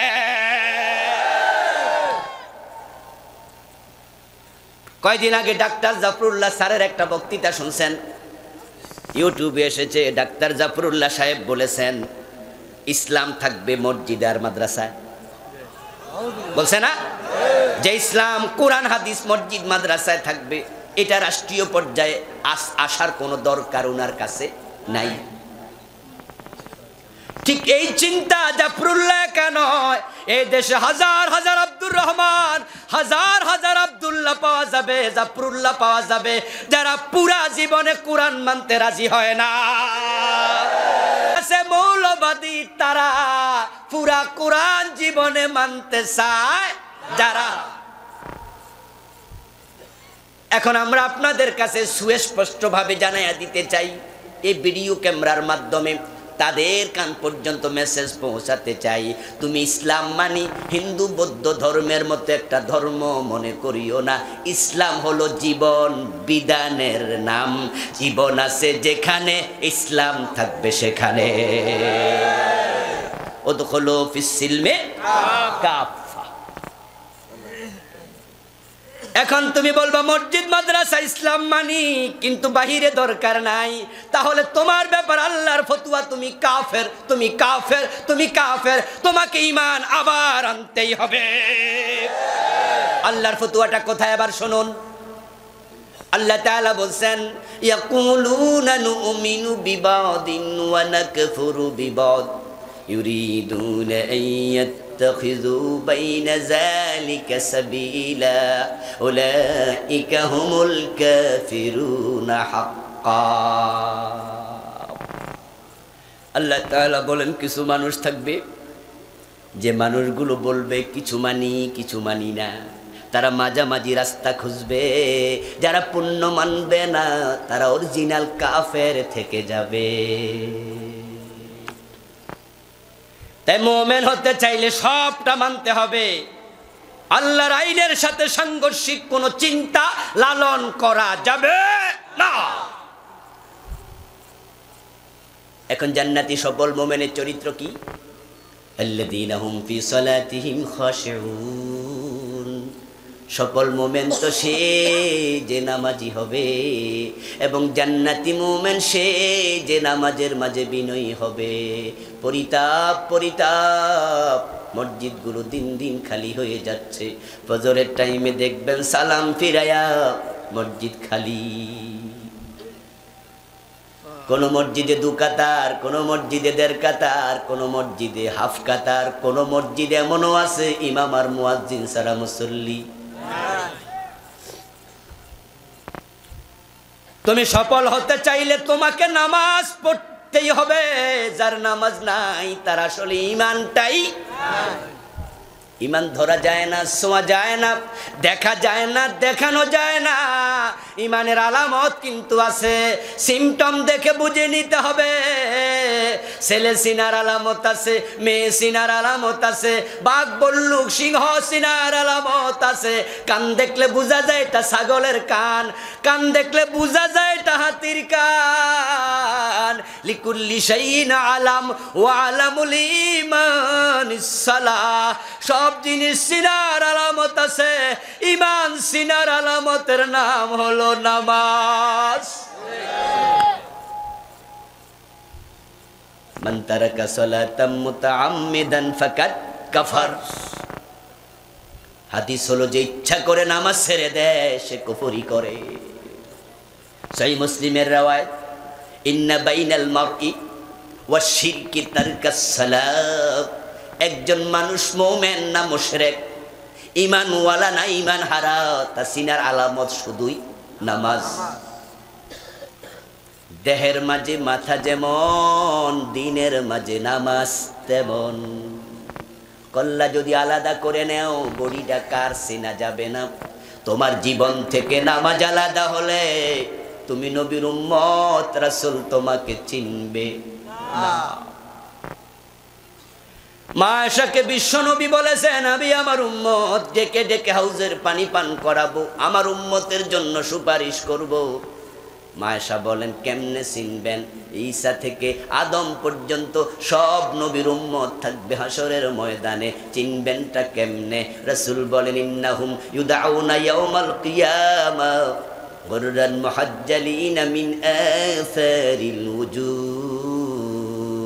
আমার উম্মত নামাজ পড়ার জন্য ওযু করেছে, ওই ওযুর জায়গা থেকে কিয়ামতের দিন নূরের আলো বের হবে। যার নামাজ নাই তার আলো নাই। এজন্য তো নামাজ এমন এক ইবাদত যেটা জীবন থেকে কখনো পৃথক হবে না। রোজা পৃথক হতে পারবে, অসুস্থ রোগী রোজা কাজা করার অনুমতি আছে না নাই? মান কানা মিনকুম মারিদান আও আলা সাফারিন ফাইদ্দাতুম মিন আইয়ামিন উখার। অসুস্থ পরে রাখো। এমন অসুস্থ জীবনে আর সুস্থ হবে না, সম্ভাবনা নাই। ফিদিয়ান তুমতামু মিসকিন, প্রতি রোজার বিনিময়ে একজন ফকিরকে দুবেলার খাবার দিয়ে দাও। রোজাই লাগবে না। তুমি গরিব, হজের প্রয়োজন নাই, হজ মাফ। তুমি জাকাত খাবে, গরিব মানুষ, জাকাত দেয়া দরকার নাই, উল্টা খাও। গরিব হলে হজ মাফ হয়ে যায়, জাকাত মাফ হয়ে যায়, অসুস্থ হলে রোজা মাফ হয়ে যায়। কিন্তু নামাজ এমন এক ইবাদত, মাপের কোনো সিস্টেম নাই। আরে ভাই, আপনার হাঁটু কেটে গেছে, হাত কেটে গেছে, ডাক্তার এখান দিয়ে যদি কাইটা ফেলে দেয়, মরবেন না বাঁচবেন। হাঁটু এখান দিয়ে কেটে ফেলে দেয়, মরবেন না বাঁচবেন। কিন্তু কল্লা কাটলে মরবে। নামাজ এমন এক ইবাদত, কল্লার মতো, মাথার মতো, এটা জীবন থেকে আলাদা হলে ঈমান বাঁচবে না। এই জন্য আপনি অসুস্থ হলে কি করবেন? ইসলাম বলে সল্লি কায়মা, দাঁড়ায়া নামাজ পড়ো। ফাইন লাম তাস্তাতি ফাকায়দাও, তুমি দাঁড়ানোর ক্ষমতা নাই, নামাজ মাপ নাই, এবার বসে বসে পড়ো। ইল্লা আলা জানবিন, তোমার বসে পড়ার ক্ষমতাও নাই, মাপ হবে না। আরে মাপের সিস্টেম নাই, তোমাকে শুয়ে হলো নামাজ পড়তে হবে। এমন অসুস্থ, এমন অ্যাক্সিডেন্ট, গায়ের মাঝে তেল পরে, গরম পানি পরে পুরা দেহর চামড়া উঠে গেছে। ডাক্তার আপনাকে এমন ভাবে ব্যান্ডেজ করলো যে আপনার 1 মাস পানি টাচ করা নিষেধ। ইসলাম বলে পানি ইউজ করতে পারবা না, তায়াম্মুম করে হলেও পড়তেই হবে, তখনও মাপ নাই। তুমি এমন জায়গায় যাচ্ছ, সাগরের মাঝখানে যায় লঞ্চটা ডুবে গেছে, সাঁতার কাটছো, জীবন মৃত্যুর সন্ধিক্ষণে অবস্থান, বাঁচতে চাও, বাঁচতে চাও, সাঁতার কেটে কেটে তীরের সন্ধান করছো। ওই অবস্থায় হুঁশ এখনো আছে, হুঁশ যায় নাই। চোখে দেখতে পাচ্ছ সূর্য ডুবে যাচ্ছে, শরীয়তের বিধান হলো ওই টাইমে ইশারায় হলো নামাজ পড়ে নাও, তখনও মাপ নাই।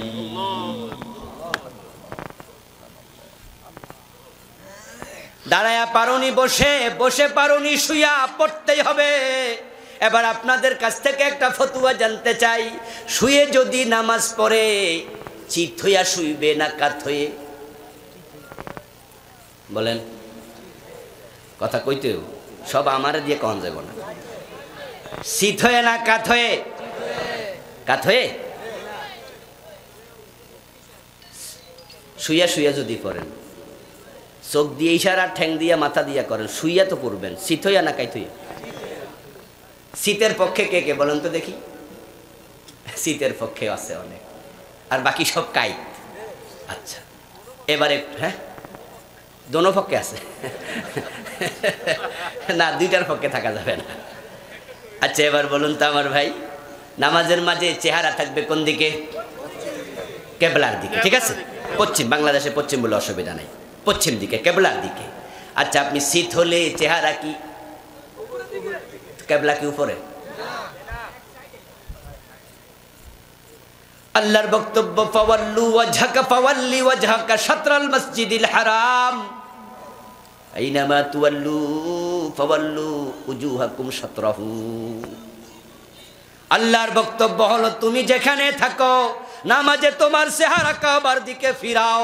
কাবার দিকে চেহারা ফিরানো নফল না ফরজ? আপনি শীত হলে তো ফরজ শেষ। যদিও বাংলাদেশের অনেক মানুষই মাসালাটাতে পেঁচ লাগায়, শুধু এক মাসালায় নামাজে পেঁচ লাগে নাই, নামাজে পেঁচ লাগছে শত শত মাসালায়। আরে ভাই, পেঁচের কারণে তো নামাজি সুদ খায়, পেঁচের কারণেই তো নামাজি ঘুষ খায়, ওই পেঁচের কারণে নামাজি ওজনে কম দে, মালে বেজাল দে, নামাজি পরের জমি দখল করে, বাপ মরছে 10 বছর হইয়া গেছে, নামাজি ভাই বোনের জমিটা দেয় না, এমন নামাজি আছে না নাই? জমি চাইলে বড় চোখ দিয়া ধমক মারে, এই জমি নিলে তোদের সাথে আর আমার কোনো সম্পর্ক নাই। অথচ আল্লাহর বক্তব্য, ইন্নাস সালাতা তানহা আনিল ফাহশাই ওয়াল মুনকার। বাংলা অর্থ হলো, নিশ্চয়ই নামাজ মানুষকে অন্যায় থেকে ফিরায়া রাখে। তো আল্লাহ তাআলা বলে নামাজ অন্যায় থেকে ফিরায়। বাংলাদেশের নামাজি তার নামাজ সুদ থেকে ফিরায় না, ঘুষ থেকে ফিরায় না, হারাম থেকে ফিরায় না। এর কারণ তার নামাজটা রাসূলের নামাজের মতো না।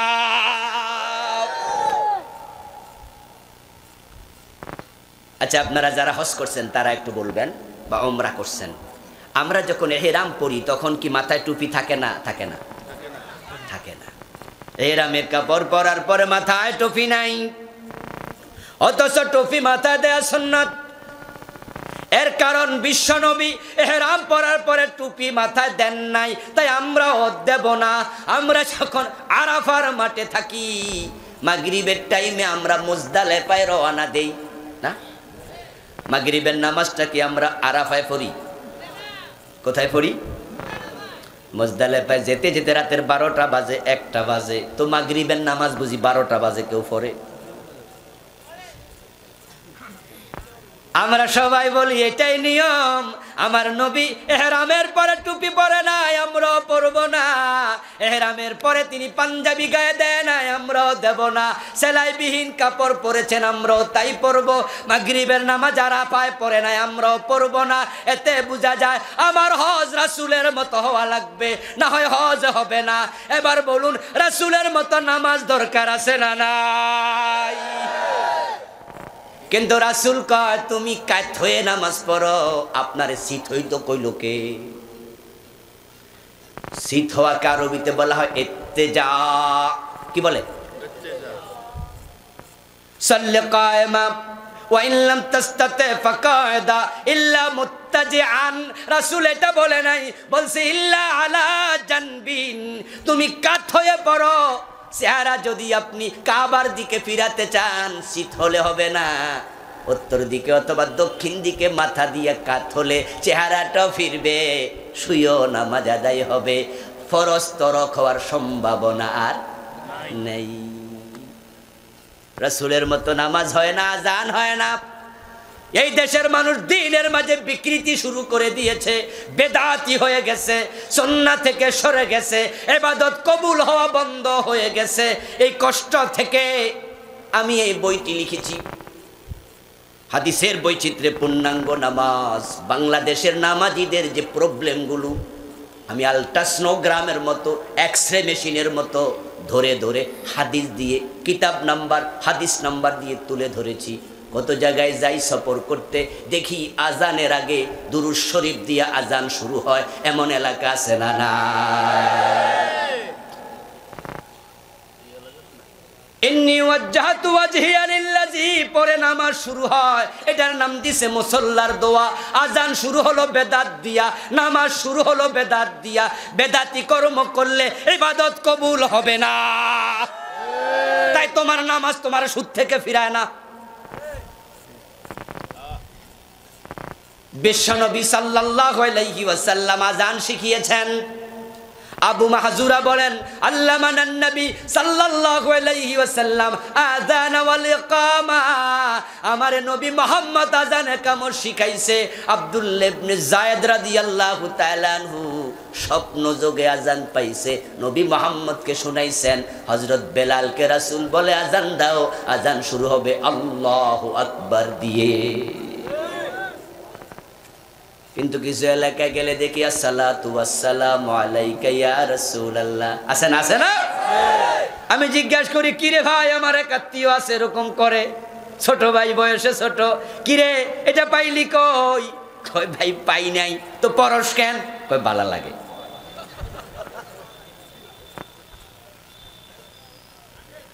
আমার বন্ধু আপনাদের অনেকে বলবেন আযানের আগে দুরূদ শরীফ পড়ে হুজুর অসুবিধা কি? আমি বলবো দোস্ত শোনো, 2 রাকাত নামাজের পর আত্তাহিয়াতু আছে মাগরিবের ফরজের, আত্তাহিয়াতু আবদুহু ওয়া রাসূলুহু, অতটুকু শেষ করে তোমাকে দাঁড়ায়া যেতে হবে, ঠিক না? যদি কও দুরূদ শরীফটা পড়া লই নামাজ হবে, বরং উলামায়ে হানাফি মাযহাবের ফতোয়া হলো যদি 2 রাকাত পড়ার পরে 3 অথবা 4 রাকাত বিশিষ্ট নামাজে আত্তাহিয়াতুর পরে দুরূদ পড়ে তাকে সাউ সিজদা দিতে হবে। কেন? পড়লি জরিমানা দে। এই ভুলের কারণে সাউ সিজদা দেওয়া ওয়াজিব, না দিলে কবিরা গুনাহ হবে। আপনি বলবেন হুজুর দুরূদ পড়ছি খারাপ কি? উত্তর হলো রাসূল যা করে নাই, সাহাবারা যা করে নাই তা করা যাবে না। রাসূল সাহাবা যা করেছে তার ছাড়াও যাবে না। ইসলাম তোমার মন মতো নয়, বাড়ানো যাবে না, কমানো যাবে না। এখন রাসূল বলে তোমরা আযান যখন শুনবা ফাকুলু মিসলা মা ইয়াকুলুল মুয়াজ্জিন, মুয়াজ্জিনের মতো তোমরাও জবাব দিতে থাকো। আযানের জবাব আছে না নাই? মুয়াজ্জিন বলে আল্লাহু আকবার, আমরা কি বলবো? সাদেন মুয়াজ্জিন বলবে আল্লাহ আশহাদু আল্লা ইলাহা ইল্লাল্লাহ, আমরাও ঠিক তাই বলবো, ঠিক না? মুয়াজ্জিন বলবে আশহাদু আন্না মুহাম্মাদার রাসূলুল্লাহ, আমরা কি বলবো?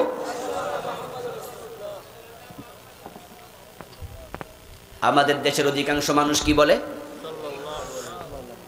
সাল্লাল্লাহু আলাইহি ওয়াসাল্লাম দুরূদ শরীফ পড়ে, অথচ রাসূল বলে ফাকুলু মিসলা মা ইয়াকুলুল মুয়াজ্জিন, মুয়াজ্জিন যা বলে তোমরাও তাই বলো। এখানে আপনারা দুরূদ পড়তে বলা হয়নি, আপনিও বলবেন আশহাদু আন্না মুহাম্মাদার রাসূলুল্লাহ। এরপরে মুয়াজ্জিন বলবে হাইয়া আলাস সালাহ, নামাজে আসো। আপনি যদি বলেন হাইয়া আলাস সালাহ, তুমিও আসো, অসুন্দর। তাই বিশ্বনবী বলেন এখানে তুমি বলবে লা হাওলা ওয়ালা কুওয়াতা ইল্লা বিল্লাহ। রাসূল এখানে ব্যতিক্রম বলেছে, আমরাও ব্যতিক্রমটা বলবো। মুয়াজ্জিন বলবে হাইয়া আলাল ফালাহ, আমরাও কি বলবো? কথা বলেন, লা হাওলা ওয়ালা কুওয়াতা ইল্লা বিল্লাহ। আমরা এখানে হাইয়া আলাল ফালাহ বলবো না। ফজরের নামাজে মুয়াজ্জিন বলবে আসসালাতু খায়রুম মিনান নাওম, বলবে না? আমরা কি বলবো? এখানে দেখেন উলামায়ে কেরাম, আমরা নিজেরা যারা, অনেকে জানে না চুপ করে আছে, কিন্তু আমরা যারা জানি অধিকাংশই বলেছি সাদাকতা ওয়া বারিদিতা। অথচ আল্লামা মোল্লা আলী কারি রাহিমাহুল্লাহ বলেন লাইসা লাহু আসলুন, এই কথার কোনো ভিত্তি নাই। কিতাবের নাম আল আসরার আল মারফুয়া, পৃষ্ঠা 233। বিন বাজের ফতোয়া দেখেছি, তিনিও বলছেন লাইসা লাহু আসলুন। ইবনে উসাইমিনের ফতোয়া দেখছি, তিনি বলছেন লাইসা লাহু আসলুন। আলহামদুলিল্লাহ 20-21 বছর ধরে পড়াচ্ছি বুখারী মুসলিম হাদিসের কিতাব, আজ পর্যন্ত পাই নাই সাদাকতা ওয়া বারিরতা। কিন্তু আমরা বলে আসছি, গবেষণা করতে গিয়ে দেখি এটার কোনো ভিত্তি নাই। বরং মুয়াজ্জিন বলবেন আসসালাতু খায়রুম মিনান নাওম, আমরাও বলবো আসসালাতু খায়রুম মিনান নাওম। সত্য কথা, ঘুমের চেয়ে নামাজ উত্তম। তারপরে আজান শেষ হবে। আজান শেষ হওয়ার পরে কি করবেন? এখন আজান শেষ হওয়ার পরে আমরা দোয়া শুরু করি, অথচ রাসূলের বক্তব্য সুম্মা সাল্লু আলাইয়া। আজান শেষ হওয়ার পরে এবার দুরূদ শরীফটা পড়ো, যেইটা পড়ো না ওইটা বাকি রইছে। দরুদটা আছে সুম্মা লিত্তারাখি, এগুলো হরফে আতফ, ওলামায়ে কেরাম জানে 10টা, ওয়াও ফা সুম্মা হাত্তা ইম্মা আমবাল্লা, লাকিন 10টা হরফে আতফ, ওয়াউলিল জামে ফালিল ফাউরে সুম্মা লিত্তারাখি। বালাগাতের কিতাব নাহুর কিতাবের মাঝে এগুলো আছে। সুম্মা মানি একটা কাজ শেষ করে কিছুক্ষণ পর আরেকটা শুরু করবা। আজান শেষ, জবাব শেষ, এবার আগে দুরুদ পড়ো, তারপরে দোয়া করো। এই সুন্নাহটা বাংলাদেশে মরে গেছে, এই সুন্নাহটা মরে গেছে। আমার বন্ধু, আপনি আবার দুরূদ শরীফ পড়বেন, তারপরে এবার দোয়া হবে। এই দোয়ার মাঝে বিকৃতি, অনেককে দেখা যায় আজানের দোয়া হাত তোলা দিয়া পড়ে, আছে না নাই?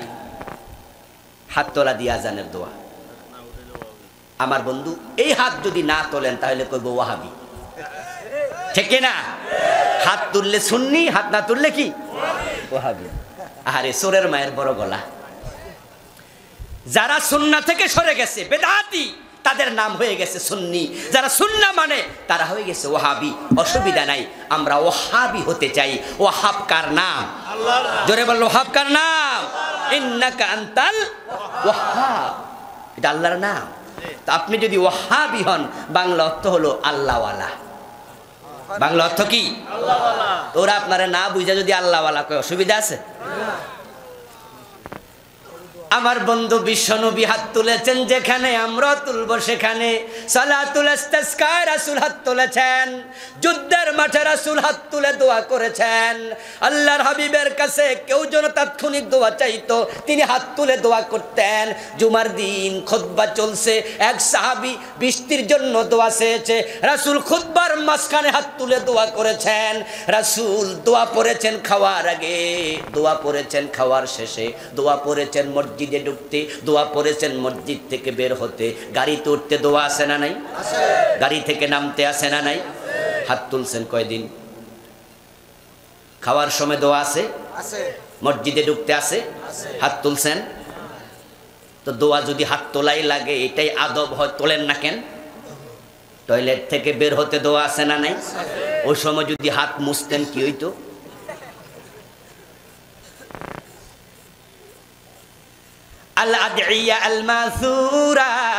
স্বাভাবিক অবস্থায় দোয়া আছে, দোয়া মুসলমানের জীবনকে পরিবর্তন করে রেখেছে। স্ত্রীর বিছানায় স্বামী যখন যাবে তখনও দোয়া আছে না নাই? আপনার ঘুমানোর সময় দোয়া আছে, ঘুম থেকে উঠেও দোয়া নাই। কোথায়? সব জায়গায় আমরা হাত তুলি না। তো ঠিক আজানের পরে দোয়া আছে, রাসূল হাত তুলেছেন, সাহাবারা হাত তুলেছেন, একটা হাদিসেও নেই। কেন তোলেন? মজা লাগে। তারপরে আবার নামাজ শুরু। নামাজের শুরুতে মুসাল্লার দোয়া ইন্নী ওয়াজ্জাহতু দিয়া শুরু করলেন। রাসূলুল্লাহ দোয়া পড়েছেন, হাদিসে পাওয়া যায়। আমি তিরমিজির হাদিস এনেছি, এই বইটাতে যত সঙ্গতি সব এনেছি, যেগুলো দরকার তাও এনেছি। ছুটেছে খুব কম, সব এক বইতে সম্ভব হয় না। আমার বন্ধু বিশ্বনবী ইন্নী ওয়াজ্জাহতু পড়েছেন, হাদিসে পাওয়া যায় মাঝে মাঝে, তবে তাকবীরে তাহরিমা দেয়ার পরে। তাকবীরে তাহরিমা দেওয়ার পরে তিনি সুবহানাকাল্লাহুম্মা বিহামদিক, আমরা যেটা পড়ি এটা পড়েছেন। তিনি পড়েছেন আল্লাহুম্মা বাঈদ বাইনি ওয়া বাইনা খাতায়ায়া কামা বাআতাল বাইনাল মাশরিকি ওয়াল মাগরিব। তিনি পড়েছেন ইন্নী ওয়াজ্জাহতু ওয়াজহিয়া লিল্লাযী। এক এক সময় পড়তেন, কিন্তু তাকবীর দেওয়ার আগে ইন্নী ওয়াজ্জাহতু কখনো পড়েন নাই। বাংলাদেশের লোকেরা ধাক্কায়া পিছে তার সামনে নিছে। তারপরে বন্ধু মজার ব্যাপার হলো, নামাজ যখন আমরা সালাম ফিরাই, বিশ্বনবী সালাম ফিরাইয়া বলতেন আল্লাহু আকবার একবার, আস্তাগফিরুল্লাহ বলতেন 3 বার, 33 বার সুবহানাল্লাহ, 33 বার আলহামদুলিল্লাহ, 34 বার আল্লাহু আকবার বলতেন, পড়তেন আয়াতুল কুরসি। সব ফরজ নামাজের পরে আয়াতুল কুরসি আছে না নাই? হাদিস হলো যে ব্যক্তি সব ফরজের পরে আয়াতুল কুরসি বলবে, লা তামনাহু মিনাল জান্নাত, লা ইয়ামনাহু মিনাল জান্নাতি ইল্লাল মাউত, তার মাঝে আর জান্নাতের মাঝে বাধা শুধু মৃত্যু, শুধু মৃত্যু। মরতে দেরি, জান্নাত পেতে দেরি হবে না। এখন আমাদের দেশে তাসবিহগুলো চলমান না মরে গেছে? এই তাসবিহ পড়ার সময় নাই, সালাম ফিরে দোয়া করো। দোয়া না করলে চাকরি থাকবে না। এখন ইমাম সাহেব, হুজুর দোয়া করতে হবে, সেক্রেটারির মা মারা গেছে, 500 টাকা হাদিয়া দিছে, হুজুর তাবারুকও আছে, উনি মাগরিবের সালাম ফিরাইয়া আবার দোয়া শুরু করছে। এত জোরে সাউন্ড বক্স দিয়া যাদের 2 রাকাত 1 রাকাত ছুটে গেছে, হুজুরের দোয়ার ধাক্কায় কেরাত পড়ার সুযোগটাই নেই। হুজুর তো ব্যস্ত আছে, সেক্রেটারির মারে জান্নাতুল ফেরদাউসে ধাক্কায়া ঢুকাইব, আর এখান দিয়ে মুসল্লির কেরাতই পায় না, ছুটা ধাক্কার সাথে কেরাত বলে যাচ্ছে। আপনার আমার ব্যস্ততার কারণে ইমাম সাহেব হুজুর আল্লাহুম্মা আমিন বলে সালাম ফিরাইয়া দিল, দোয়া সালাইয়া, দোয়া হাত মুছার সাথে সাথে সবাই গেছে খাড়াইয়া। রাসূলের জীবনে নিত্য নৈমিত্তিক সুন্নাহগুলোর খবর আর নেই।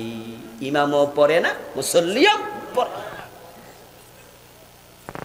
আমার বন্ধু, নামাজের ভিতরে এখন মাসালা, এই দেশে এমন ভাবে আজকে ফতুয়া চলছে, নামাজ নিয়ে এমন ঝগড়া ফাসাদ, ফতুয়ার কারণে মসজিদ পর্যন্ত আলাদা হয়ে যাচ্ছে।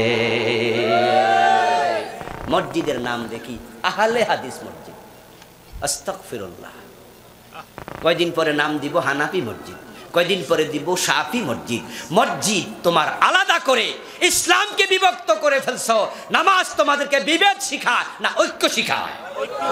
নামাজ ঐক্যের সবচেয়ে বড় মাধ্যম। দিন 5 বার আল্লাহ একত্র করে দেয়, কাঁধে কাঁধ মিলে দাঁড়ায় যাও, নামাজ পড়ো।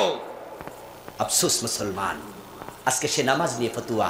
এই মিয়া, আহলে হাদিস মসজিদ কেন? কই হুজুর আমরা জোরে আমিন কইতে দেয় না। এই জোরে আমিন কর লাগা মসজিদ আলাদা করে ফেলছে, আস্তাগফিরুল্লাহ। আবার আমরা যারা হানাফি আছি, আমরা কই জোরে আমিন কইলে গলায় ধাক্কা মারবা, নামাজের পরে ধরবা, পাইলি কই? এমন কথা বলার আলেমও আছে না নাই? কই যে জোরে আমিন বলবে তাকে বলবা আমাদের মসজিদে তুমি আইবা না, আস্তাগফিরুল্লাহ। ব্যক্তিগতভাবে জোরে আমিন বলার পক্ষে আমিও নই, এর মানে আমি বলি না আমিও হানাফি। কিন্তু বন্ধু, কেউ যদি জোরে আমিন বলে তাকে ঘাড়ে ধাক্কা করে বের করে দিবা, অধিকার তোমার নাই। মসজিদ কার? হানাফির মসজিদ নাই, শাফির মসজিদ নাই, আহলে হাদিসের নাই। আন্নাল মাসাজিদা লিল্লাহ, আল্লাহ কোরআনে বলে মসজিদগুলোর মালিকানা আল্লাহ। আপনারা যারা হজ উমরায় গেছেন, সেখানে জোরে আমিন বলার লোক আছে না নাই? ঘাড়ে ধাক্কা দিয়েছেন কয়দিন?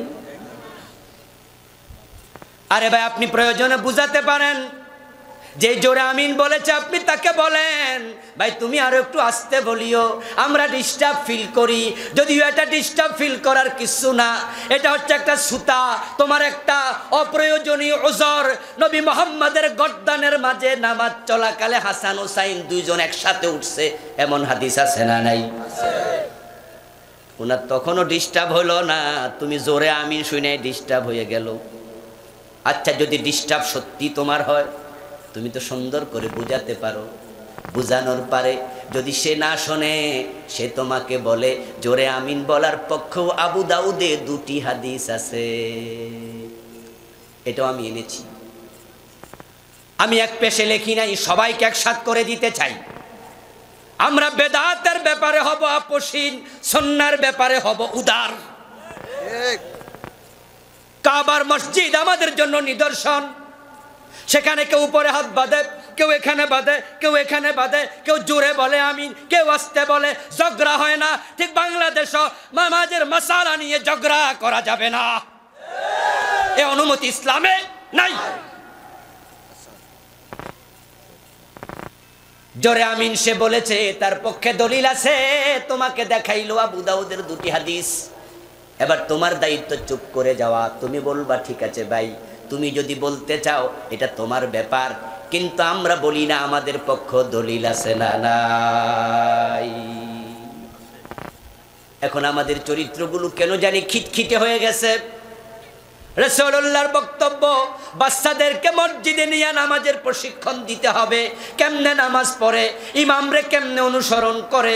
তুমি তোমার সন্তানকে মসজিদে নাও, 7 বছর বয়সে সাথে করে নাও, 10 বছর বয়স হলে না পড়লে প্রয়োজনে পিটাও। হাদিস আছে না নাই? কিন্তু কিছু মুরব্বীর আচরণ দেখলে বড় কষ্ট লাগে। ছোট বাচ্চা যদি একটু দুষ্টামি করে, আজরাইলের মতো চাইপা ধরে। ছোট বাচ্চা যদি কোনো মসজিদে যাই একটু হাসি তামাশা করে, নামাজের সালাম ফিরাইয়া কে কার পুত্রে, মানে হে নামাজের ভিতরে খেপতে থাকে। এই কার ছেলে, এটা কার ছেলে। বাপের ডরেও পরিচয় দেয় না যে আমার ছেলে। বাপের কাছে তখন মনে হয় হেরে মসজিদ আইনা কবিরা গুণা করছে। বাচ্চাকে কাছে যায় এমন জোরে ধমক দেয়, বাচ্চা কেঁদে দেয়, ভয় পায়। পরের দিন বাপে যদি কয় করে আব্দুল সালাম মসজিদে চল, বাচ্চা কয় বাবা জীবনেও আর। এই জন্য তো মসজিদ গুলো এখন খালি। মুরব্বীরা প্রথম কাতারে, দ্বিতীয় কাতারে, যুবকরা খেলার মাঠে, যুবকরা মোবাইল ফেসবুক নিয়ে বসে। আজকে দিলাম একটা, দেখবেন বাচ্চাটা খুশি হয়ে যাবে। আগামী দিন মসজিদে আসার জন্য বাবার হাত চাইপা ধরে রাখবে, আমারও নিতে হবে। মসজিদে এসে মনে মনে বলবে চুপ থাকলে 2টা পামু, নামাজও শিখা হবে, দুষ্টামিও বন্ধ হয়ে যাবে। আমাদের পজিটিভ হওয়া দরকার। সম্মানীয় ভাইয়েরা, তারাবি নিয়ে ইখতিলাফ, জুমার সুন্নাহ আগে পরে আছে কিনা ইখতিলাফ, ঈদের নামাজের তাকবীর নিয়ে ইখতিলাফ চলছে, ফতোয়ার তীর বর্ষণ। ইখতিলাফ তৈরি হয়েছে, ইখতিলাফ ছিল, ইখতিলাফ আছে, ইখতিলাফ থাকবে, কিন্তু বিভেদ তৈরি করা যাবে না। এসবগুলো বিষয়কে সলিউশন দেওয়ার চেষ্টা করেছি। ওলামায়ে কেরাম বইটি যদি নিতে চান স্টেজে আছে, জেনারেল মানুষদের উপকার হবে। শিরকের উপরে একটি লিখেছি, বেদাতের উপরে লিখেছি, স্টেজে দোয়ার পরে পাবেন ইনশাআল্লাহ। আল্লাহ তাআলা আমাদের সকলকে সফল জান্নাতি মুমিন হিসাবে কবুল করুন, বলি আমিন। আমরা দোয়ার দিকে যেতে চাই। আল্লাহুম্মা আমিন। আল্লাহুম্মা আনতাস সালাম ওয়া মিনকাস সালাম।